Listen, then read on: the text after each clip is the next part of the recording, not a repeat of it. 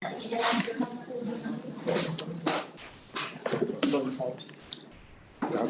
265 orang. Ya. Assalamualaikum warahmatullahi wabarakatuh.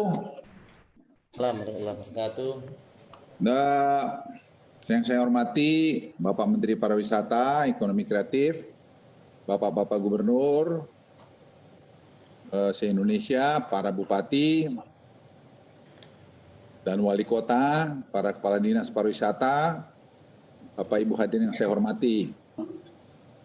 Assalamualaikum, sekali lagi selamat siang, salam sejahtera buat kita semua. Pandemi 19 telah memberikan dampak yang besar bagi seluruh sektor, terutama bagi sektor pariwisata. Hal ini tercermin dari penurunan wisata asing maupun sekaligus devisa kita. Nah, 20 Mei, bulan Mei kemarin, tahun 2020, BPS mencatat bahwa perjalanan wisatawan turun hampir 100% dibanding bulan-bulan sebelumnya. Bank Indonesia juga menyatakan bahwa persoalan devisa pariwisata turun hingga 97% year on year dari 1,1119 juta dolar ke hanya 31 juta dolar. Jadi penurunan yang luar biasa sekali Bapak Ibu sekalian. Dan bila kita lihat ke dalam, hal tersebut dapat menggambarkan implikasi besar dari COVID-19 ini terhadap ekosistem pariwisata dan ekonomi kreatif di Indonesia. Lebih dari 180.000 tenaga kerja di sektor pariwisata dan ekonomi kreatif merasakan dampaknya. Dan lebih dari 2.000 hotel mengalami pemberhentian operasional.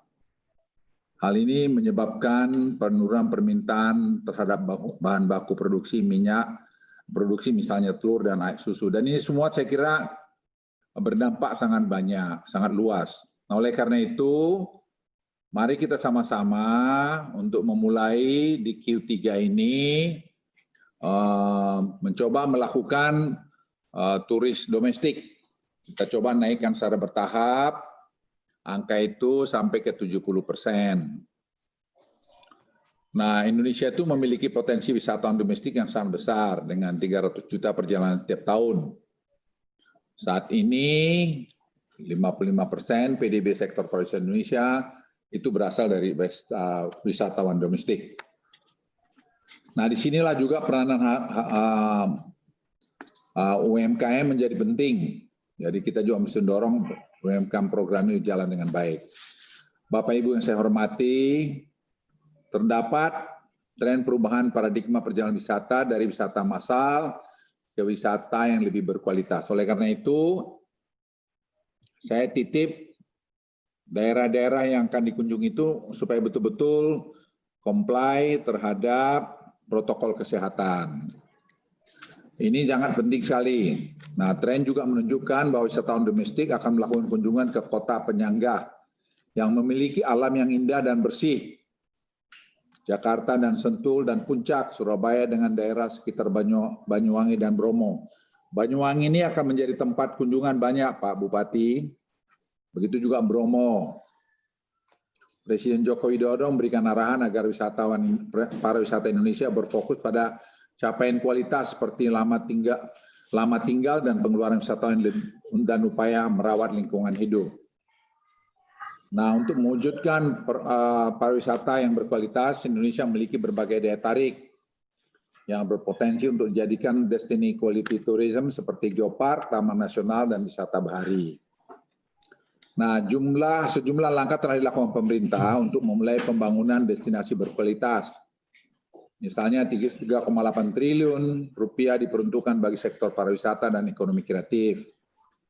Pemerintah juga berupaya memantik pergerakan sektor wisata, pariwisata, dan ekonomi kreatif melalui penyerapan anggaran belanja pemerintah.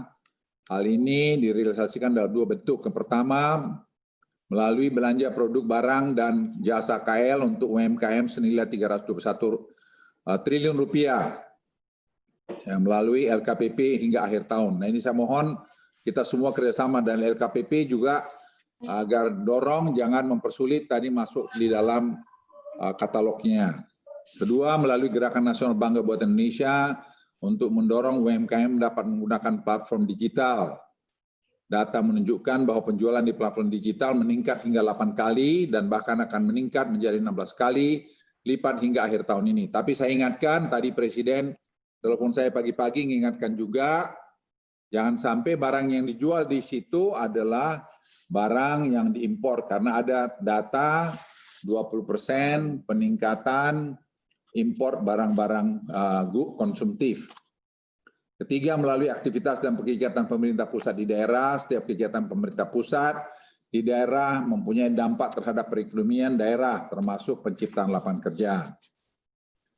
Pemerintah daerah mainkan peran vital dalam mendorong mensosialisasikan program ini. Dan saya senang bahwa sudah mulai ada daerah yang mulai membuka secara bertahap pariwisatanya, misalnya Bali.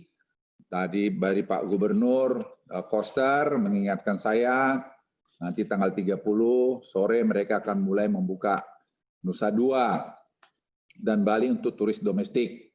Saya juga berupaya untuk hadir di kesempatan itu. Dan saya mohon pemerintah daerah untuk menjamin keselamatan pekerja wisata dan masyarakat sekitar. Dan betul-betul pemerintah daerah mohon juga sekali lagi agar mengingatkan rakyatnya untuk mematuhi protokol kesehatan, masker, jaga jarak, dan cuci tangan. Saya berharap kegiatan ini dapat menjadi salah satu bentuk koordinasi dan sosialisasi bagi pemerintah daerah dan masyarakat terkait program-program pemulihan pariwisata dan ekonomi kreatif. Sekian, terima kasih. Wassalamualaikum warahmatullahi wabarakatuh. Terima kasih kami ucapkan kepada Bapak Menko Maritim dan Investasi yang telah menyampaikan paparan awal atau arahan kepada kita semua dalam rangka webinar nasional yang dilaksanakan pada siang hari ini. Terima kasih atas kehadiran para narasumber juga, dan di sini secara khusus hadir juga Bapak Menteri Pariwisata dan Ekonomi Kreatif, dan hadir juga sebagai narasumber kita telah hadir Bapak Menko, kami laporkan sudah hadir juga Gubernur Bali dan kemudian Bupati Banyuwangi serta Ibu Dirjen Bina Pembangunan Daerah. Dan perlu kami laporkan kepada Bapak Menko bahwa selain yang hadir pada Zoom ini juga telah menyatakan kehadiran di kami monitor, hadir juga Wakil Gubernur Gorontalo, Gubernur Sulawesi Barat, Gubernur Riau, Wakil Gubernur NTT serta beberapa bupati wali kota yang juga turut hadir dalam webinar kali ini.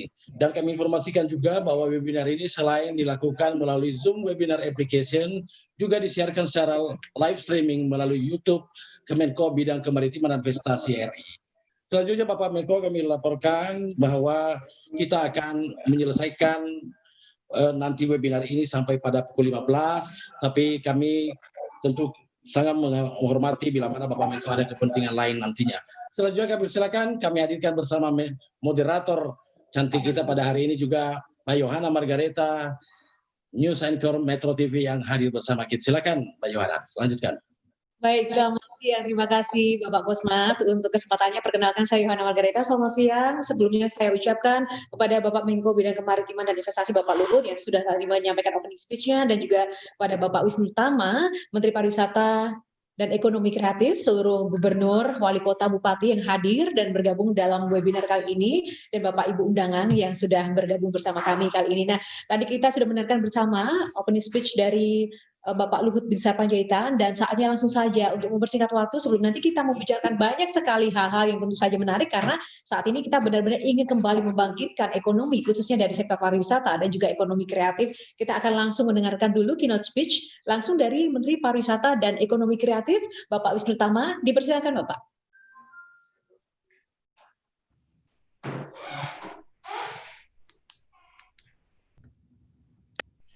Terima kasih Mbak Yohana. Assalamualaikum warahmatullahi wabarakatuh. Shalom, Om Swastiastu, Namo Buddhaya, salam kebajikan, dan tentunya salam Indonesia Maju. Yang amat saya hormati dan amat saya banggakan, Bapak Menko Bidang Kemaritiman dan Investasi, Bapak Luhut Binsar Panjaitan, dan juga hadir di sini Deputi Bidang Koordinasi Pariwisata dan Ekonomi Kreatif, Bang Odo, lalu Asdep Pengembangan Pariwisata Berkelanjutan, Pak Kosmas, ada juga Dirjen Bina Pembangunan Daerah Kemaritiman, Ibu Nur Cahya Murni. Hadir juga di sini ada Pak Gubernur Bali, Bapak Wayan Koster, dan beberapa gubernur yang juga hadir. Dan juga ada Mas Azwar Anas, Bupati Banyuwangi, setelah banyak bupati dan wali kota yang hadir juga di sini, serta perwakilan Sekda dan Kadispar dari seluruh Indonesia, dan tentunya moderator kita Mbak Yohana Margareta. Selamat siang. Seperti kita ketahui, negara kita dan juga negara lain banyak terdampak oleh pandemi COVID-19, dan tentunya sektor yang paling terdampak seperti Pak Luhut tadi sudah sampaikan adalah sektor pariwisata yang paling terdampak sampai hari ini. Tentunya untuk kembali rebound dan kembali bangkit, salah satu syarat utama yang perlu kita lakukan adalah menjalankan protokol kesehatan dalam menyambut era new normal ini, yang tentunya mesti kita melalui dari berbagai macam tahap, dari simulasi, sosialisasi, uji coba, sampai dengan pelaksanaan. Beberapa daerah sudah saya lihat dan kami lihat, Pak Luhut juga sudah melihat banyak daerah yang sudah mempersiapkan protokol kesehatan dengan sangat baik. Salah satunya adalah di Provinsi Bali yang saya dan Pak Gubernur sendiri saksikan persiapannya, dan saya cukup yakin dalam pelaksanaannya, mudah-mudahan selalu disiplin ke depan. Dan juga di Banyuwangi bersama Mas Azwar Anas pada saat itu kami melihat bersama juga pada saat itu Pak Presiden, dan tentunya beberapa daerah juga telah mempersiapkan ke arah sana seperti Toba, Bintan, Belitung, Bajo, dan lain-lain yang sudah kami cek persiapannya ke arah sana. Tentunya kita tahu bahwa di era pandemi COVID-19 ini ke depan, salah satu yang paling diuntungkan adalah wisata alam. Karena wisata alam adalah resikonya sangat rendah. Dan kebetulan Indonesia dalam hal ini, dibandingkan negara-negara lain, kita memang kekuatannya adalah salah satunya adalah wisata alam. Seperti kita lihat di Danau Toba atau di Labuan Bajo, dan di Bali, dan tempat-tempat lain. Kalau wisata yang sifatnya kota gitu kurang diuntungkan dalam kondisi pandemi COVID-19. Misalnya seperti Hong Kong, Singapura, atau Sydney, atau New York, gitu. Kota-kota tersebut cenderung beresiko tinggi untuk dikunjungi oleh wisatawan dalam kondisi COVID-19 ini. Seperti kita ketahui, baru-baru saja kita mendengar berita bahwa pemerintah sedang berupaya keras untuk dapat memproduksi vaksin COVID-19. Semoga tentunya vaksin ini berhasil diproduksi dan terdistribusi dengan baik. Dan saya amat meyakini pada saat vaksin ini dapat terdelivery dengan baik, dapat digunakan segera sebanyak-banyaknya oleh masyarakat, saya amat meyakini sektor pariwisata akan segera rebound dengan sangat cepat, bahkan akan jauh lebih baik ke depan. Dan memang tantangan baru ke depan pada saat era seperti sekarang ini dan ke depan, tadi Pak Luhut sudah sampaikan, quality tourism menjadi hal yang sangat penting. Dan beberapa kali Pak Luhut mohon izin, ada banyak salah persepsi tentang pada saat kita bicara quality tourism. Persepsi orang-orang pada saat kita bicara quality tourism itu seperti Dubai, seperti Singapura yang gedung bertingkat tinggi dan lain sebagainya. Sebetulnya menurut kami, quality tourism itu tidak melulu harus seperti itu. Tidak melulu harus seperti gedung pencakar langit, hotelnya, dan lain sebagainya. Kita ambil contoh beberapa daerah di dunia, seperti Bultan, Maldives, Koh Samui, Halong Bay. Semua itu bukan seperti itu. Approach daripada quality tourism adalah menawarkan sesuatu yang berbeda, pengalaman yang berbeda, experience yang berbeda kepada wisatawan. Dan Indonesia sangat mempunyai potensi yang luar biasa ke arah quality tourism jika kita mampu mengemas dan memasarkannya dengan baik. Yang berikutnya lagi adalah faktor CHSE atau Clean, Health, Safety, and Environment. Ini adalah hal-hal yang penting juga dibangun. Dan kebetulan quality tourism maupun kebutuhan dasar seperti clean, health, safety, dan environment ini sebelum COVID-19 sudah kami persiapkan. Nilalah kalau kata orang Jawa bilang, ini sesuai dengan kebutuhan pasca pandemi COVID-19 ini.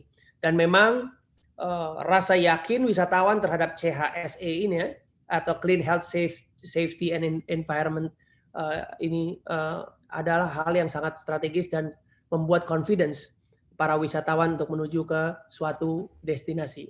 Salah satu juga yang tidak kalah penting yang kami persiapkan dan kami sedang berkoordinasi di antara kementerian adalah membangun konektivitas yang baik. Karena konektivitas kita terus terang masih tertinggal oleh negara-negara tetangga kita. Indonesia konektivitasnya masih jauh. Jadi bukan hanya saja infrastruktur, sumber daya manusia, pemasaran, CHSI, dan lain-lain yang perlu kita bangun, tetapi juga konektivitas. Sebagai gambaran, Thailand, seat capacity menuju Thailand itu ada sekitar 55 juta lebih per tahun. Singapura lebih dari 45 juta. Malaysia udah hampir 40 juta seat capacity per tahun, sementara Indonesia baru 25 juta per tahun. Dan ini artinya kita sangat tertinggal jauh, padahal potensinya juga sangat tinggi. Oleh karena itu, konektivitas ke depan akan kita perluas, akan kita perbesar, akan kita cari potensi-potensi negara-negara lain yang punya potensi yang sangat tinggi untuk datang ke Indonesia, tidak melulu kota-kota atau negara-negara yang sudah ada, walaupun itu pun bisa kita tingkatkan dengan lebih besar, tapi juga mencari potensi-potensi baru yang tentunya bisa kita pelajari dengan pada saat era digital seperti ini, dengan Google Analytics, dengan teknologi yang ada, kita dapat mempelajari minat dari berbagai macam negara. Upaya Kemenparekraf untuk mendukung pariwisata ada beberapa dan cukup banyak. Saya pikir misalnya seperti kita mendorong adanya insentif pajak PPh 21 dan 25. Tetapi PPh 25 ini kami sedang usulkan kembali kepada Ibu Menkyu agar bukan hanya 30%, tapi kalau bisa 100%. Tapi ini masih dalam proses. Ya, tetapi PPh 21 sudah sepenuhnya mendapatkan insentif. Lalu kami juga sudah melakukan bantuan makanan siap saji sebanyak 350.000, lalu bantuan untuk pekerja seni itu sekitar 44.000 orang, dan pekerja seni ini sangat terdampak karena kita tahu banyak penari, penyanyi yang terkait dengan seni, terkait dengan pariwisata juga sangat terdampak. Lalu juga kita telah mendorong OJK untuk dapat melakukan restrukturisasi pinjaman bank yang total sudah terjadi sampai hari ini sekitar 124 triliun ya restrukturisasi pinjamannya untuk sektor pariwisata dan ekonomi kreatif. Lalu juga ada restrukturisasi di multi finance dan leasing yang total sekitar 3,1 triliun untuk sektor pariwisata dan ekonomi kreatif. Dan juga saat ini bisa saya sampaikan bahwa pelaku pariwisata bisa mendapatkan dana talangan sampai 10 miliar melalui Himbara, tetapi memang para pelaku tersebut harus melakukan dengan proaktif. Ya, di atas 10 miliar lagi sedang dipelajari mekanismenya oleh Bu Menkyu dan Himbara. Tetapi yang di bawah 10 miliar melalui dana PEN sudah bisa diupayakan oleh masing-masing usaha agar bisa mendapatkan dana talangan untuk usaha mereka. Dan juga kita telah melakukan bantuan insentif pemerintah khususnya di daerah desa wisata dan homestay untuk sektor pariwisata dan juga kuliner. Maksimum sekitar 200 juta dan kita harus mendaftar dan akan direview usaha-usaha tersebut. Kami juga telah berkoordinasi agar nantinya pada saat sektor pariwisata ini dibuka bersama Garuda, bersama Himbara dan lain sebagainya untuk menciptakan diskon-diskon tiket ke berbagai macam destinasi. Lalu seperti yang kemarin Pak Luhut sudah sampaikan, yaitu mendorong kementerian, lembaga, bahkan Himbara melakukan kegiatan di destinasi pariwisata. Dan juga saya sudah berkoordinasi dengan bank-bank Himbara agar membuat paket-paket diskon untuk ke destinasi wisata. Ada beberapa yang masih diupayakan, ya, yaitu tentunya insentif untuk soal bantuan listrik PLN, BLT untuk karyawan sektor pariwisata secara langsung, dan tadi sudah saya sampaikan di atas, PPh 25 agar dibebaskan, tapi ini masih dalam proses proses dipelajari dulu oleh Kementerian Keuangan dan Himbara. Lalu seperti Pak Luhut tadi sampaikan, kita saat ini akan memulai wisata domestik. Jangan underestimate dengan wisata domestik, tadi Pak Luhut sudah sampaikan ada 300 juta lebih, dan bahkan saya bisa sampaikan di sini, tahun 2018 wisatawan Indonesia yang keluar negeri itu ada 8 juta orang. Dan mereka spend 9 billion US dollar di luar negeri. Nah, bagaimana kita mengupayakan bahwa potensi ini agar berwisata di Indonesia? Bayangkan 9 billion US dollar they spend di luar negeri segitu banyak. Nah, artinya ini juga punya potensi untuk di-spend di Indonesia. Sehingga wisatawan yang tadinya mau keluar negeri akhirnya bisa berwisata ke Indonesia, sehingga pariwisata di Indonesia agar bisa segera bangkit. Kalau pada saat dulu bom Bali mungkin wisatawan Indonesia masih bisa keluar negeri. Tetapi kalau sekarang punya problem yang sama. Nah, sembari kita menanti dibukanya wisata internasional kita, wisatawan mancanegara kita, agar kita mendorong wisatawan domestik agar berwisata di destinasi wisata kita, sehingga akan membantu pemulihan pariwisata. Saya sangat percaya dalam setiap krisis selalu ada peluang. Dan banyak peluang yang ada, tadi beberapa sudah saya sampaikan, dan akan ada peluang-peluang baru lagi yang bisa kita manfaatkan untuk segera bangkit. Percayalah, dalam setiap krisis selalu ada peluang untuk menjadi pemenang. Terima kasih. Wassalamualaikum warahmatullahi wabarakatuh. Waalaikumsalam warahmatullahi wabarakatuh. Waalaikumsalam. Terima kasih. Mbak Yohana, ini luar biasa ini. Pak Menko tadi telah memberikan arahan kepada kita, Mbak Yohana. Kemudian Pak Wisnu Tama juga sudah memaparkan juga bagaimana kebijakan-kebijakan. Ini luar biasa. Nah, ini kan kembali sekarang itu ke daerah seperti apa. Makanya hari ini barangkali kita bisa dapatkan best practice dari Bapak-Bapak Gubernur, ada Bapak Bupati, ada Ibu Dirjen, nanti akan menjahit semuanya juga seperti apa. Ya kan? Karena kan Ibu Dirjen ini dari mewakili Kemendagri yang akan nanti memotivasi, mendorong, mendampingi daerah-daerah ini untuk mengimplementasi apa tadi yang sudah disampaikan dalam arahan Pak Menko dengan Pak Menparekraf. Kan begitu ya, Naya? Iya, betul sekali Bang Gusmas. Karena ini menjadi salah satu tantangan yang tidak mudah. Karena dari berbagai macam formula baru menghadapi krisis yang sudah disampaikan oleh Pak Wisnu Tama tadi, itu luar biasa sekali. Namun tantangan yang sangat mendasar adalah bagaimana kemudian protokol kesehatan itu memang harus benar-benar dilaksanakan dan ditaati oleh masyarakat di tengah pandemi seperti ini. Itu PR besar dan tentu saja itu tidak mudah. Apalagi mengingat ada beberapa tantangan mendasar ketika mungkin daerah-daerah memiliki karakter yang berbeda, atau mungkin juga para pemerintah daerah memiliki aturan-aturan tersendiri untuk mengatur daerah-daerahnya, khususnya di sektor ekonomi dan juga pariwisata. Nanti kita akan bersama-sama untuk menggali lebih dalam. Kita akan dengarkan juga beberapa paparan dari gubernur dan juga bupati yang sudah hadir di sini. Namun sebelumnya kita akan masuk dulu ke tata tertib, Bang Gusmas. Kita akan baca silakan ya. Tata tertib sebelum kita nanti akan mendengarkan paparan gubernur dan juga berdiskusi pada siang hari ini. Tertib untuk para peserta. Pasti banyak yang ingin bertanya ini, pasti. Ya, boleh saya sebentar untuk membacakan paparannya. Dalam webinar reaktivasi sektor pariwisata dan ekonomi kreatif memasuki adaptasi kebiasaan baru. Yang pertama, semua peserta yang mengikuti webinar melalui Zoom dapat mengajukan pertanyaan kepada narasumber melalui kolom Q&A pada saat webinar berlangsung. Mungkin di komputer Bapak Ibu semuanya ada tanda atau kolom chat, nanti boleh disampaikan, mohon maaf, chat ataupun Q&A, di situ boleh disampaikan Q&A di situ, apa yang mungkin nanti akan disampaikan atau ada pemikiran-pemikiran baru yang mungkin boleh kita gagas bersama di sini. Kemudian yang kedua, pertanyaan yang akan ditanggapi oleh moderator untuk diteruskan kepada pembicara dan dijawab secara lisan adalah yang pertama, pertanyaan dengan like terbanyak pada kolom Q&A.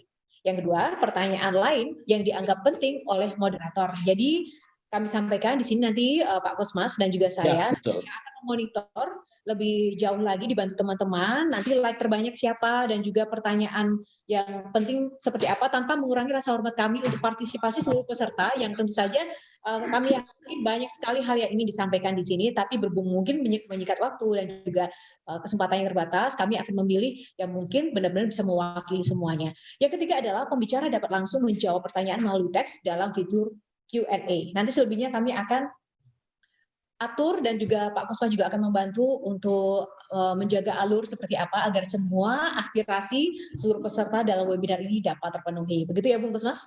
Ya, silakan Mbak Yohana. Dari ketiga narasumber ini siapa yang akan menampilkan paparannya terlebih dahulu ini? Silakan Mbak Yohana. Ada satu yang pertama ini yang sudah siap dan sudah hadir. Kita akan langsung dengar dulu. Ini paparan dari Bupati Banyuwangi ya. Wah, ini kita mau dengarkan pengalaman ini. Bagaimana best practice Pak Bupati ini? Begini, tantangan Banyuwangi ini kan sebenarnya lagi hits sebelum pandemi berlangsung. Ini lagi in banget. Saya aja dulu juga sempat mau ke Banyuwangi, tapi gara-gara corona langsung batal. Nah, kita dengarkan dulu. Ini Pak Aswar, seperti apa pengalaman selama ini dan strategi Jitu apa yang sudah dipersiapkan ke depan? Silakan Pak. Ya, silakan. Terima kasih. Assalamualaikum warahmatullahi wabarakatuh. Selamat siang. Pak Menko yang kami hormati, kami banggakan, Pak Menteri Pariwisata yang luar biasa. Saya lihat tambah segar tadi Pak Menteri, Ibu Dirjen, Pak Moderator, dan Ibu Moderator. Pertama, terima kasih kami Ini arahan pemerintah pusat kepada kami yang luar biasa, yang tiada mengenal lelah, kemudian kami harus bekerja keras di daerah. Sebelum memulai ada video selalu saya putar pendek ini 1,5 menit, mungkin teman-teman bisa putarkan terkait dengan wisata baru di Banyuwangi, sebagaimana arahan Pak Menko, arahan Pak Menteri Pariwisata, dan ini sudah kami kerjakan di Banyuwangi. SOP telah kami siapkan sejak Ramadan kemarin, dan sekarang kami sudah pada tingkat mengevaluasi termasuk menutup beberapa destinasi dan menutup beberapa restoran yang tidak sesuai dengan protokol COVID. Dan ini adalah sekilas tentang destinasi di Banyuwangi.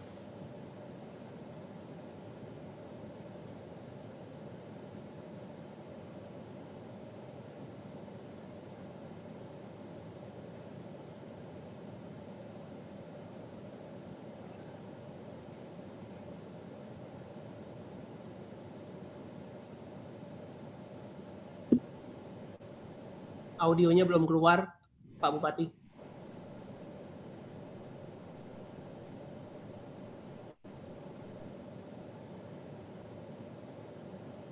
Belum keluar Pak Menteri? Belum. Belum Pak. Belum keluar. Nyun sewu, belum.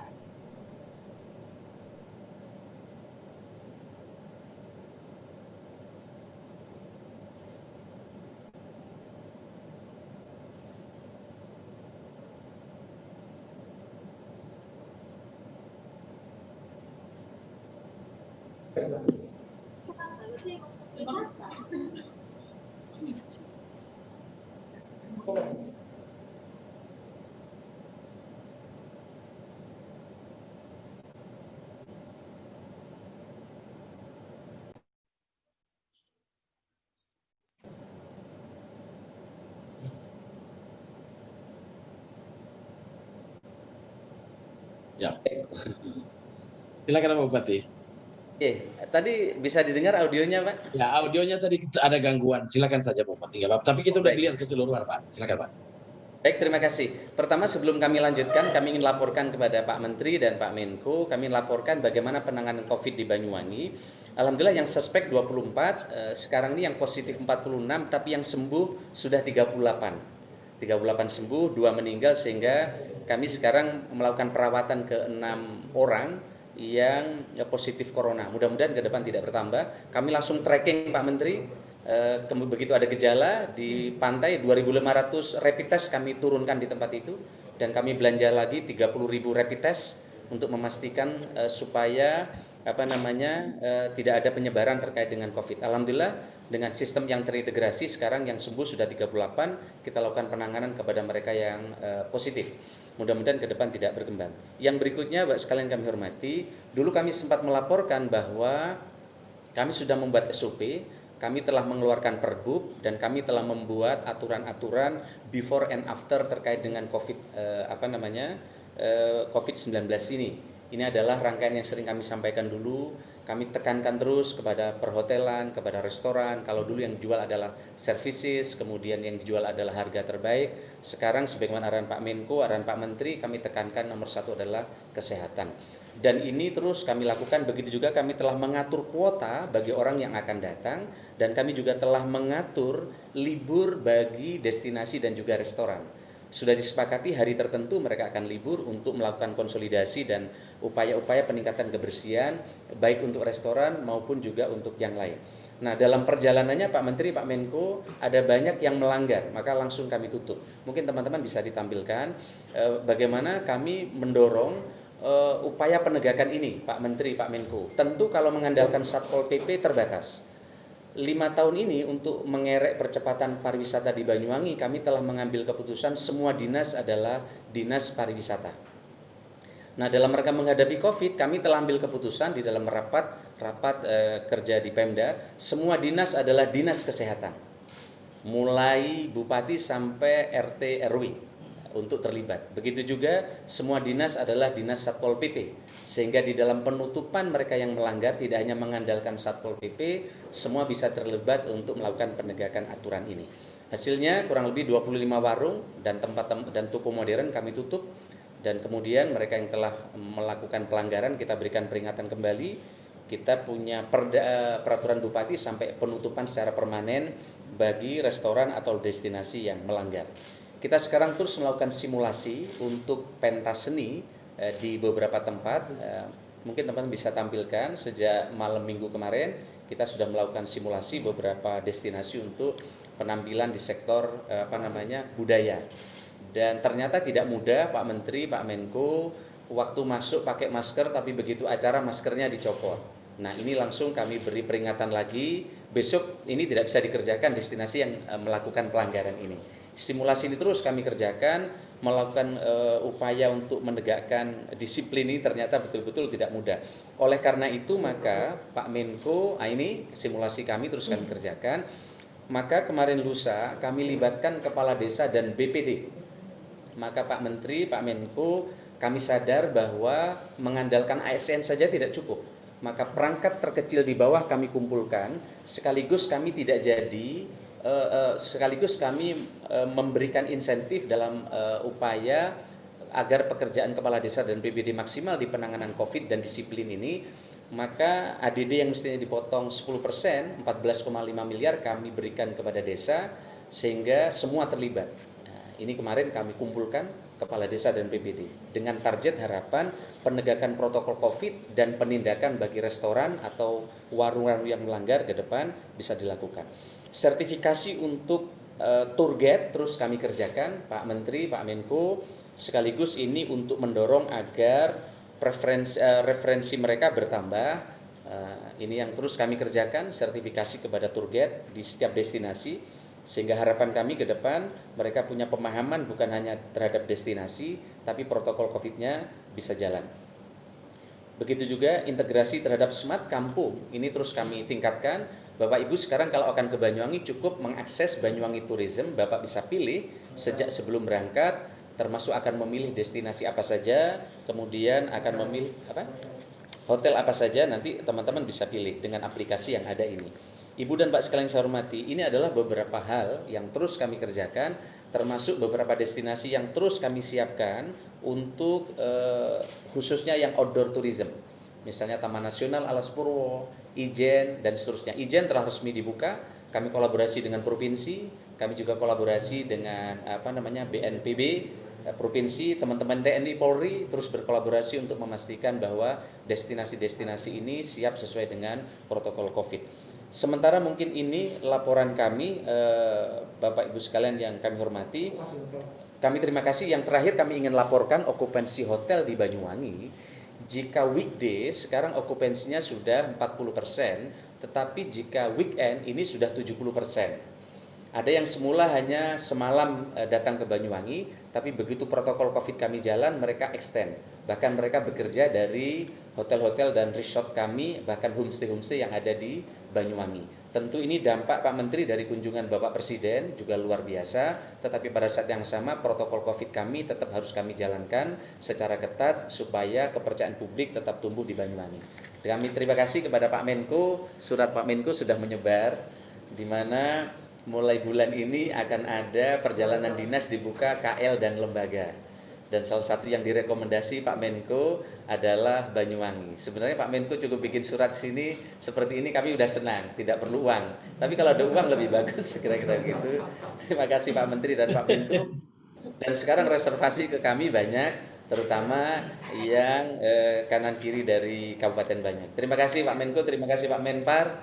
Dan mudah-mudahan nanti kami dapat masukan banyak dan kami terus akan perbaiki beberapa langkah yang mungkin untuk menyempurnakan berbagai mandat dari Pak Menteri dan Pak Menko. Terima kasih. Selamat siang, selamat sore, assalamualaikum. Wah, luar biasa Mbak Yohana. Ini Bupati Banyuwangi, Pak Bupati luar biasa, keren nih. Kiat-kiatnya banyak banget. Ada beberapa hal yang kita catat. Salah satu yang menarik perhatian saya ini, Pak Bupati, konsepnya ini barangkali baru saya dengar nih. Semua dinas harus jadi dinas pariwisata. Semua dinas harus jadi dinas kesehatan. Semua dinas harus jadi Satpol PP. Keren kan? Iya kan Mbak Yohana, gimana coba? Ini kan bisa dicontoh oleh teman-teman. Bagus sekali ini forum kali ini. Nanti teman-teman dari seluruh daerah di tingkat kabupaten beliau bisa punya gagasan cemerlang itu. Saya pikir ini luar biasa, bisa dicontoh oleh teman-teman dari daerah lain nih. Gimana Mbak Yohana? Benar sekali Bung Gusmas, karena memang pada kesempatan ini lagi-lagi kita ingin konkret ya, konkret bertukar pikiran. Apa yang memang benar-benar bisa kita share, karena pada dasarnya kebijakan setiap masing-masing daerah tentu saja tidak bisa serta-merta diimplementasikan atau mungkin sesuai dengan kondisi di daerah-daerah lain. Nah, disinilah mungkin apa hal-hal yang bisa kita tarik benang merahnya seperti yang tadi sudah dipaparkan oleh Bapak Bupati untuk beberapa hal itu tadi benar sekali penting. Nah, tadi sudah ada dari Banyuwangi. Tentu saja nggak afdol kita juga harus ada perbandingan, meninjau, memantau langsung bagaimana situasi atau kondisi di daerah lainnya. Kita akan langsung menuju ke Bali.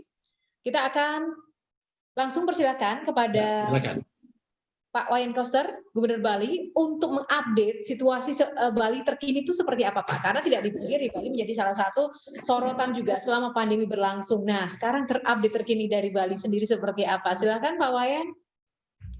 Terima kasih yang terhormat Bapak Menko, Bapak Menteri Pariwisata, kemudian Bapak Ibu Dirjen, dan para peserta webinar sore hari ini.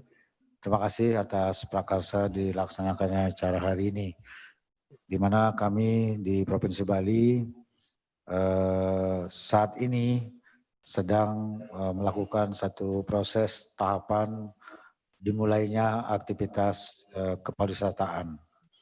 Tentu saja kami harus bekerja lebih keras, lebih dahulu dalam penanganan COVID-19. Sesuai dengan arahan Bapak Presiden. Saya perlu menyampaikan perkembangan COVID-19 di Provinsi Bali sampai 21 Juli 2020 kemarin. Jumlah kasus kumulatif itu 2.856 orang, kemudian yang sembuh itu 2.110 atau sekitar 74%. Jadi tingkat kesembuhannya cukup tinggi.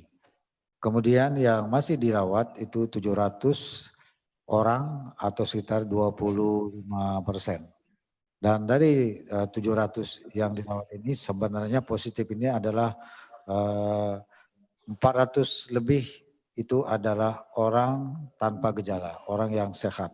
Hanya sekitar 220 yang berada di rumah sakit dan kami tengah menangani ini dengan baik sesuai arahan Bapak Presiden pada tanggal 15 Juli yang lalu agar mengendalikan pertumbuhan kasus baru dan meningkatkan angka kesembuhan serta mengendalikan angka kematian. Kami tengah berupaya untuk itu dan saya kira minggu depan ini kami sudah akan memiliki perkembangan yang lebih maju daripada sebelumnya. Sekarang tingkat kesembuhannya 74%, kami target di akhir minggu ini sudah mencapai 80%. Nah, mengapa kami harus bekerja penanganan COVID-19 ini? Karena untuk mendatangkan orang berkunjung ke Bali, wisatawan domestik atau wisatawan Nusantara, itu memang harus dibuat situasi yang betul-betul nyaman bahwa Bali itu bisa mengendalikan penanganan COVID-19 dengan baik, angka pertumbuhannya itu sedikit, kesembuhannya tinggi dan yang meninggal juga sedikit. Itu yang akan membuat kenyamanan orang untuk berkunjung ke Bali. Nah, ini sedang kami kerjakan secara progresif dengan tim di provinsi maupun kabupaten kota. Selanjutnya, kami juga telah bersepakat dengan para bupati wali kota Sebali dan juga atas arahan Bapak Menko Maritim, arahan Bapak Menteri Pariwisata, Bapak Menteri Perhubungan dan juga Ketua Gugus Tugas Pusat. Kami telah mulai satu tahapan aktivitas untuk menggairahkan kehidupan perekonomian masyarakat Bali, terutama sektor pariwisata. Tahapan kami bagi menjadi 3. Tahap pertama itu adalah dimulainya aktivitas lokal masyarakat Bali yang dilaksanakan pada tanggal 9 Juli yang lalu. Dan saat ini tengah berjalan terus aktivitas masyarakat, kami berbagi tugas dan juga melibatkan berbagai pihak, diantaranya Bank Indonesia, kemudian juga BNI, Bank Mandiri, BRI, serta para pelaku pariwisata untuk melakukan kunjungan ke sejumlah kabupaten kota di objek-objek wisata secara terjadwal. Hari ini itu dilakukan kunjungan ke Kabupaten Jemberana, tempo hari di Pantai Pendawa, Kuta Selatan, tanggal 25 akan kunjungan ke Mangke Poris, tanggal 31 akan dilakukan tanggal 30 dilakukan kegiatan di ITTJ Nusa 2 yang akan dihadiri oleh Bapak Menko Maritim. Kemudian tanggal 3 Agustus kami akan melakukan kegiatan peletakan batu pertama pembangunan pelabuhan Sampalan di Nusa Penida Sanur dan Sanur bersama Bapak Menteri Perhubungan dan Bapak Menteri Pariwisata. Walaupun dalam kondisi COVID, aktivitas infrastruktur tetap kami jalankan.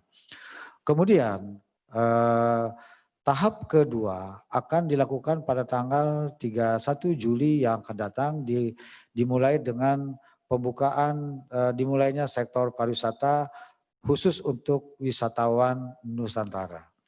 Kemudian Astungkara ini berjalan dengan baik. Tahap ketiga akan kami jalankan pada tanggal 11 September mulai aktivitas pariwisata untuk wisatawan mancanegara. Nah, dalam kaitan dengan dimulainya aktivitas ini, kami telah mengeluarkan surat edaran gubernur mengenai penerapan protokol tatanan kehidupan era baru dalam rangka pelaksanaan aktivitas ini agar betul-betul sehat, nyaman, dan aman bagi masyarakat lokal maupun juga masyarakat yang akan berkunjung ke Provinsi Bali. Saat ini tengah gencar dilakukan sosialisasi sampai ke tingkat bawah bagi pelaku usaha pariwisata dan juga sudah dilakukan satu proses sertifikasi bagi pelaku usaha di bidang pariwisata yang akan membuka aktivitas usahanya, baik itu destinasi wisata, restoran, hotel, dan juga daerah tujuan-tujuan wisata lainnya yang sanggup menjalankan protokol kesehatan.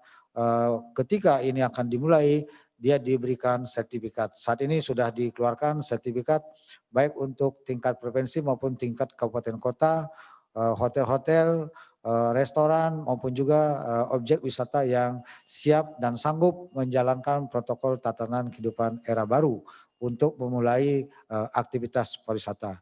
Kami telah menjalankan ini dan sekarang berproses dengan sangat baik.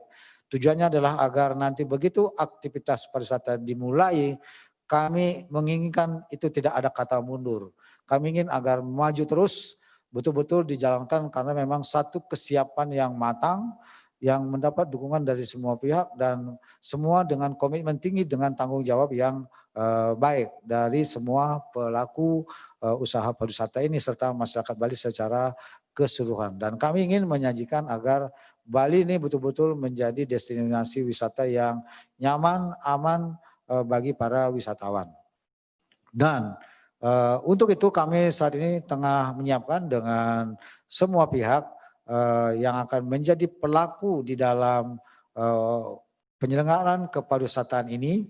Tempo hari Bapak Menteri Pariwisata sudah berkunjung ke Bali di Ubud, Kabupaten Gianyar, kemudian mengecek semua pelaksanaan protokol tatanan kehidupan era baru dan kami pastikan semuanya berjalan dengan baik karena Bali memang betul-betul memiliki pengalaman yang cukup untuk itu. Hanya saja sekarang kami betul-betul memberikan garis yang tegas, tidak boleh main-main, harus semuanya dijalankan dengan tertib dan disiplin agar pariwisata ini berjalan dengan baik.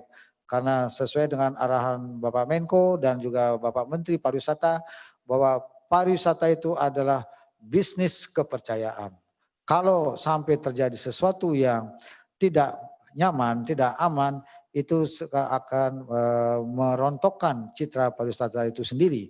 Oleh karena itu semua kami nyatakan dulu PEM dan betul-betul siap untuk dimulainya sehingga dengan demikian sekali ini dimulai kami akan terus melangkah pergerakan ke depan dengan tertib dan disiplin serta menerapkan protokol tatanan kehidupan era baru secara tertib dan disiplin. Dan saya memantau bahwa semua pelaku pariwisata sekarang di Bali itu telah betul-betul menyiapkan diri dengan baik.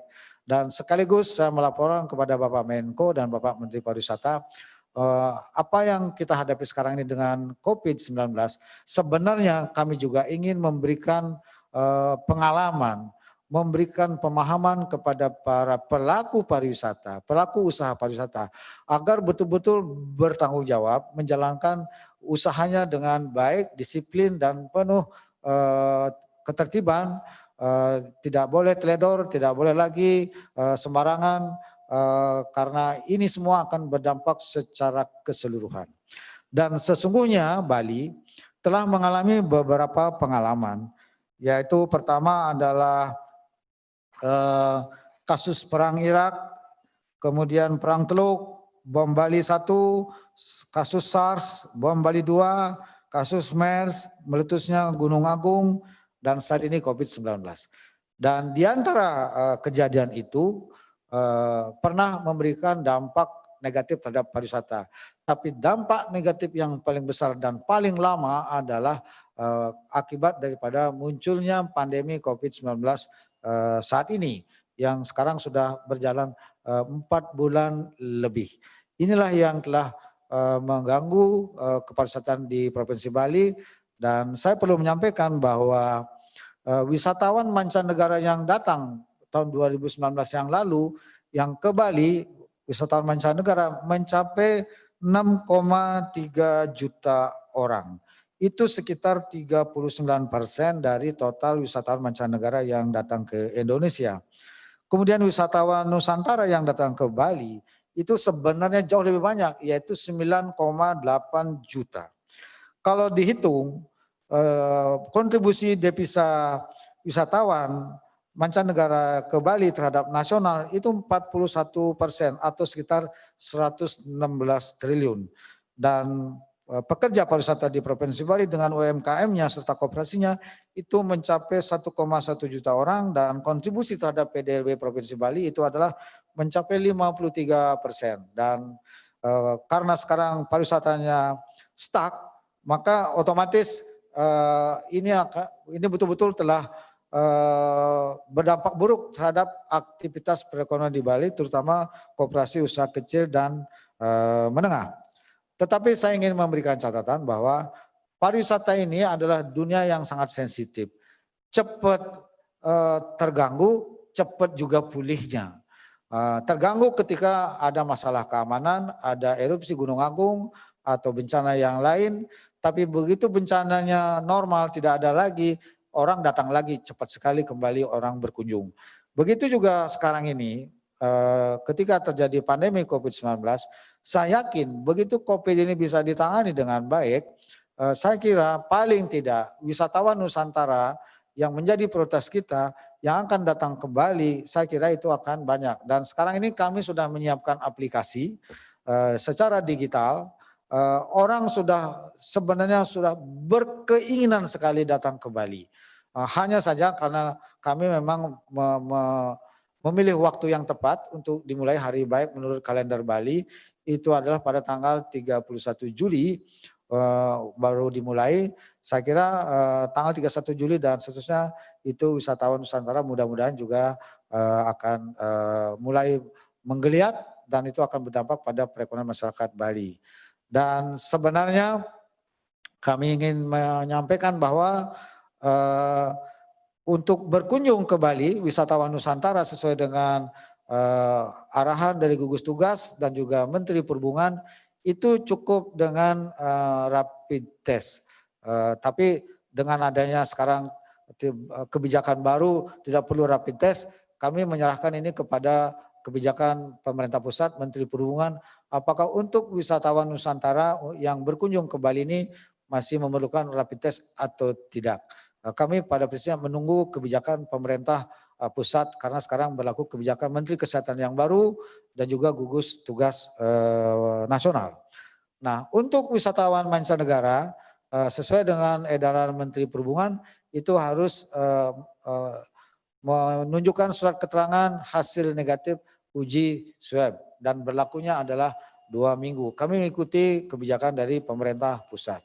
Nah, tentu saja yang utama bagi kami adalah mengendalikan dalam penanganan COVID-19 di Provinsi Bali dengan sebaik-baiknya. Target kami minggu depan itu sudah bisa sembuhnya 80%, sehingga ini menjadi citra yang baik, memberi keyakinan kepada para wisatawan Nusantara terutama yang datang ke Bali. Pak Menko dan Bapak Menteri Pariwisata, kami senang sekali mendengar apa yang Bapak sampaikan hari ini. Kita tidak lagi mengandalkan kepada jumlah wisatawan, tapi kita harus mulai bergeser pada kualitas pariwisata. Itulah yang tengah kami kerjakan sekarang. Kami baru saja mengeluarkan peraturan daerah nomor 5 tahun 2020 tentang standar penyelenggaraan pariwisata budaya Bali, yang betul-betul kami akan jalankan pariwisata di Bali ini secara komprehensif dengan standar kualitas yang tinggi penyelenggaraannya, mencakup berbagai aspek, sehingga dengan demikian yang berkunjung ke Bali ini pun juga adalah wisatawan-wisatawan yang berkualitas. Tidak saja orang-orang sekedar datang, hanya nginep semalam, tidak ngapa-ngapain, langsung balik. Nilai ekonominya buat Bali itu hampir tidak ada. Jadi saya kira ini harus menjadi orientasi prioritas kita ke depan. Terima kasih kepada Bapak Menko Maritim dan Bapak Menteri Pariwisata atas arahan yang tadi, bahwa kita tidak lagi bertumpu pada jumlah tapi mulai dengan kualitas. Saya kira sudah saatnya kita memikirkan hal itu, sehingga pariwisata kita akan menjadi pariwisata yang sehat, berkualitas dan beradab bagi masyarakat di seluruh dunia. Itulah yang ingin saya sampaikan kepada Bapak Menko, Bapak Menteri Pariwisata, dan juga Ibu Dirjen atas kesempatan ini, dan kami menunggu kehadirannya di Provinsi Bali tanggal 31 Juli yang akan datang. Terima kasih, kalau yang kurang mohon maaf. Saya Hari Paramasanti, Om Santi Santi Santi Om. Terima kasih Bapak Gubernur, luar biasa. Ini Mbak Yohana ini ada beberapa kata kunci yang disampaikan oleh Pak Gubernur tadi. Di antaranya tadi dia ingat apa yang disampaikan oleh Bapak Menko, katanya bahwa bisnis pariwisata adalah bisnis kepercayaan. Ini not easy ya, untuk menjaga kepercayaan. Kalau nggak percaya gimana bisa mau ke sana gitu ya. Kemudian tadi protokol kesehatan harus dilaksanakan betul-betul secara konsisten, disiplin, dan melibatkan seluruh elemen. Nah ini penting. Dan kemudian tadi Pak Gubernur juga sudah menyampaikan, ini ada pengalaman-pengalaman memang. Ketika menghadapi kondisi-kondisi seperti saat ini, pandemik, terorisme, atau gangguan, mana yang lebih lama? Kelihatannya memang ini agak lama. Jadi nah ini dibutuhkan kerjasama semua pihak. Kan begitu Bu Yohana ya?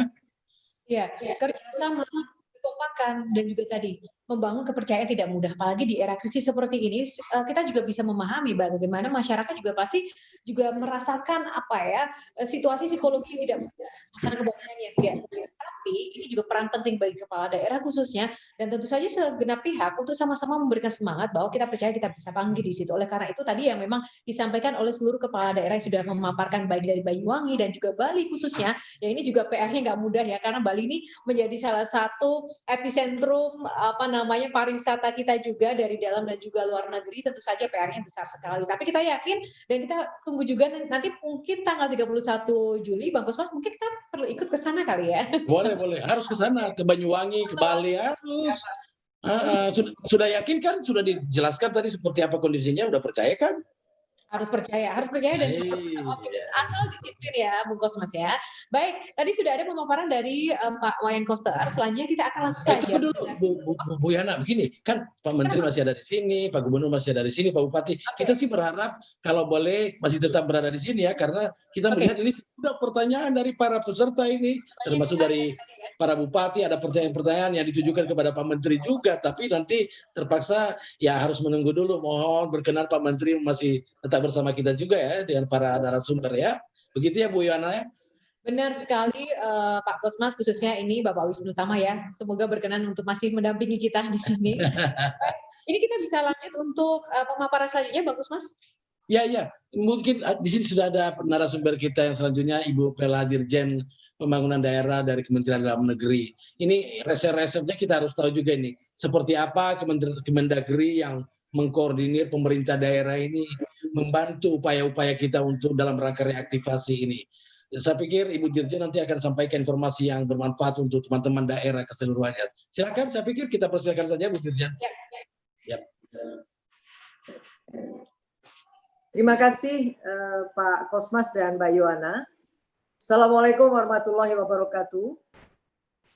Salam sejahtera bagi kita semua. Om Swastiastu, Namo Buddhaya, salam kebajikan. Yang tentunya sama-sama kita hormati Pak Menko Bidang Kemaritiman dan Investasi, Bapak Menteri Pariwisata dan Ekonomi Kreatif, Bapak Gubernur Bali, Pak Bupati Banyuwangi, dan juga Bapak Ibu sekalian, para peserta webinar pada siang menjelang sore ini.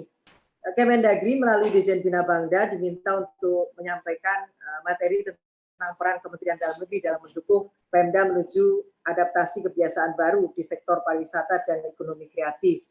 Barangkali perlu kami laporkan bahwa beberapa waktu yang lalu kami juga membuat lomba inovasi yang kebetulan juga beberapa yang menampilkan tadi juga mendapatkan apresiasi menang begitu ya. Nah, selanjutnya Bapak Ibu sekalian, dalam konteks ini mungkin kami akan menyampaikan 4 subtema bahasan. Yang pertama adalah kebijakan pemerintah dalam menghadapi COVID-19, tetapi yang paling penting sebetulnya adalah ketika kita menurunkan di dalam RKP 2021, salah satunya adalah pemulihan industri, pariwisata, dan investasi. Nah, kami ingin mengingatkan bahwa pada 9 Desember 2020 akan ada 270 calon kepala daerah yang berlaga. Jadi kita tadi sudah mendengarkan semua tentang prospektif pariwisata di era pandemi COVID, tetapi jujur ketika teman-teman daerah yang lain yang mungkin dalam keterbatasan anggaran dan juga lain-lain, itu tentu akan menunggu kebijakan itu. Karena itu maka tanggal 9 Desember menjadi penting, karena kepala daerah itu baru, 270 itu nanti akan terpilih baru, dan beliau 6 bulan setelah terpilih akan menetapkan rencana pembangunan jangka menengah daerah. Ini pasca COVID mestinya ya, karena masuknya di 2021. Nah, ini kalau mau ringan begitu, mau ringan dalam rangka penganggaran, perencanaan dan penganggaran, mestinya nih jargonnya calon kepala daerah yang 270 tadi, kalau tidak izin Bu Dirjen, Bu Dirjen mohon maaf, kebetulan Pak Menteri Pariwisata ada agenda yang tidak bisa ditunda ini. Beliau akan segera meninggalkan forum ini, tapi nanti saya pikir ada Ibu Kiki, Bu Deputi di sini yang akan mewakili untuk bila mana ada pertanyaan. Bagaimana begitu Pak Menteri? Ya, saya mohon izin dulu untuk pamit karena ada rapat lain. Mohon maaf Bu Dirjen. Oke. Parang.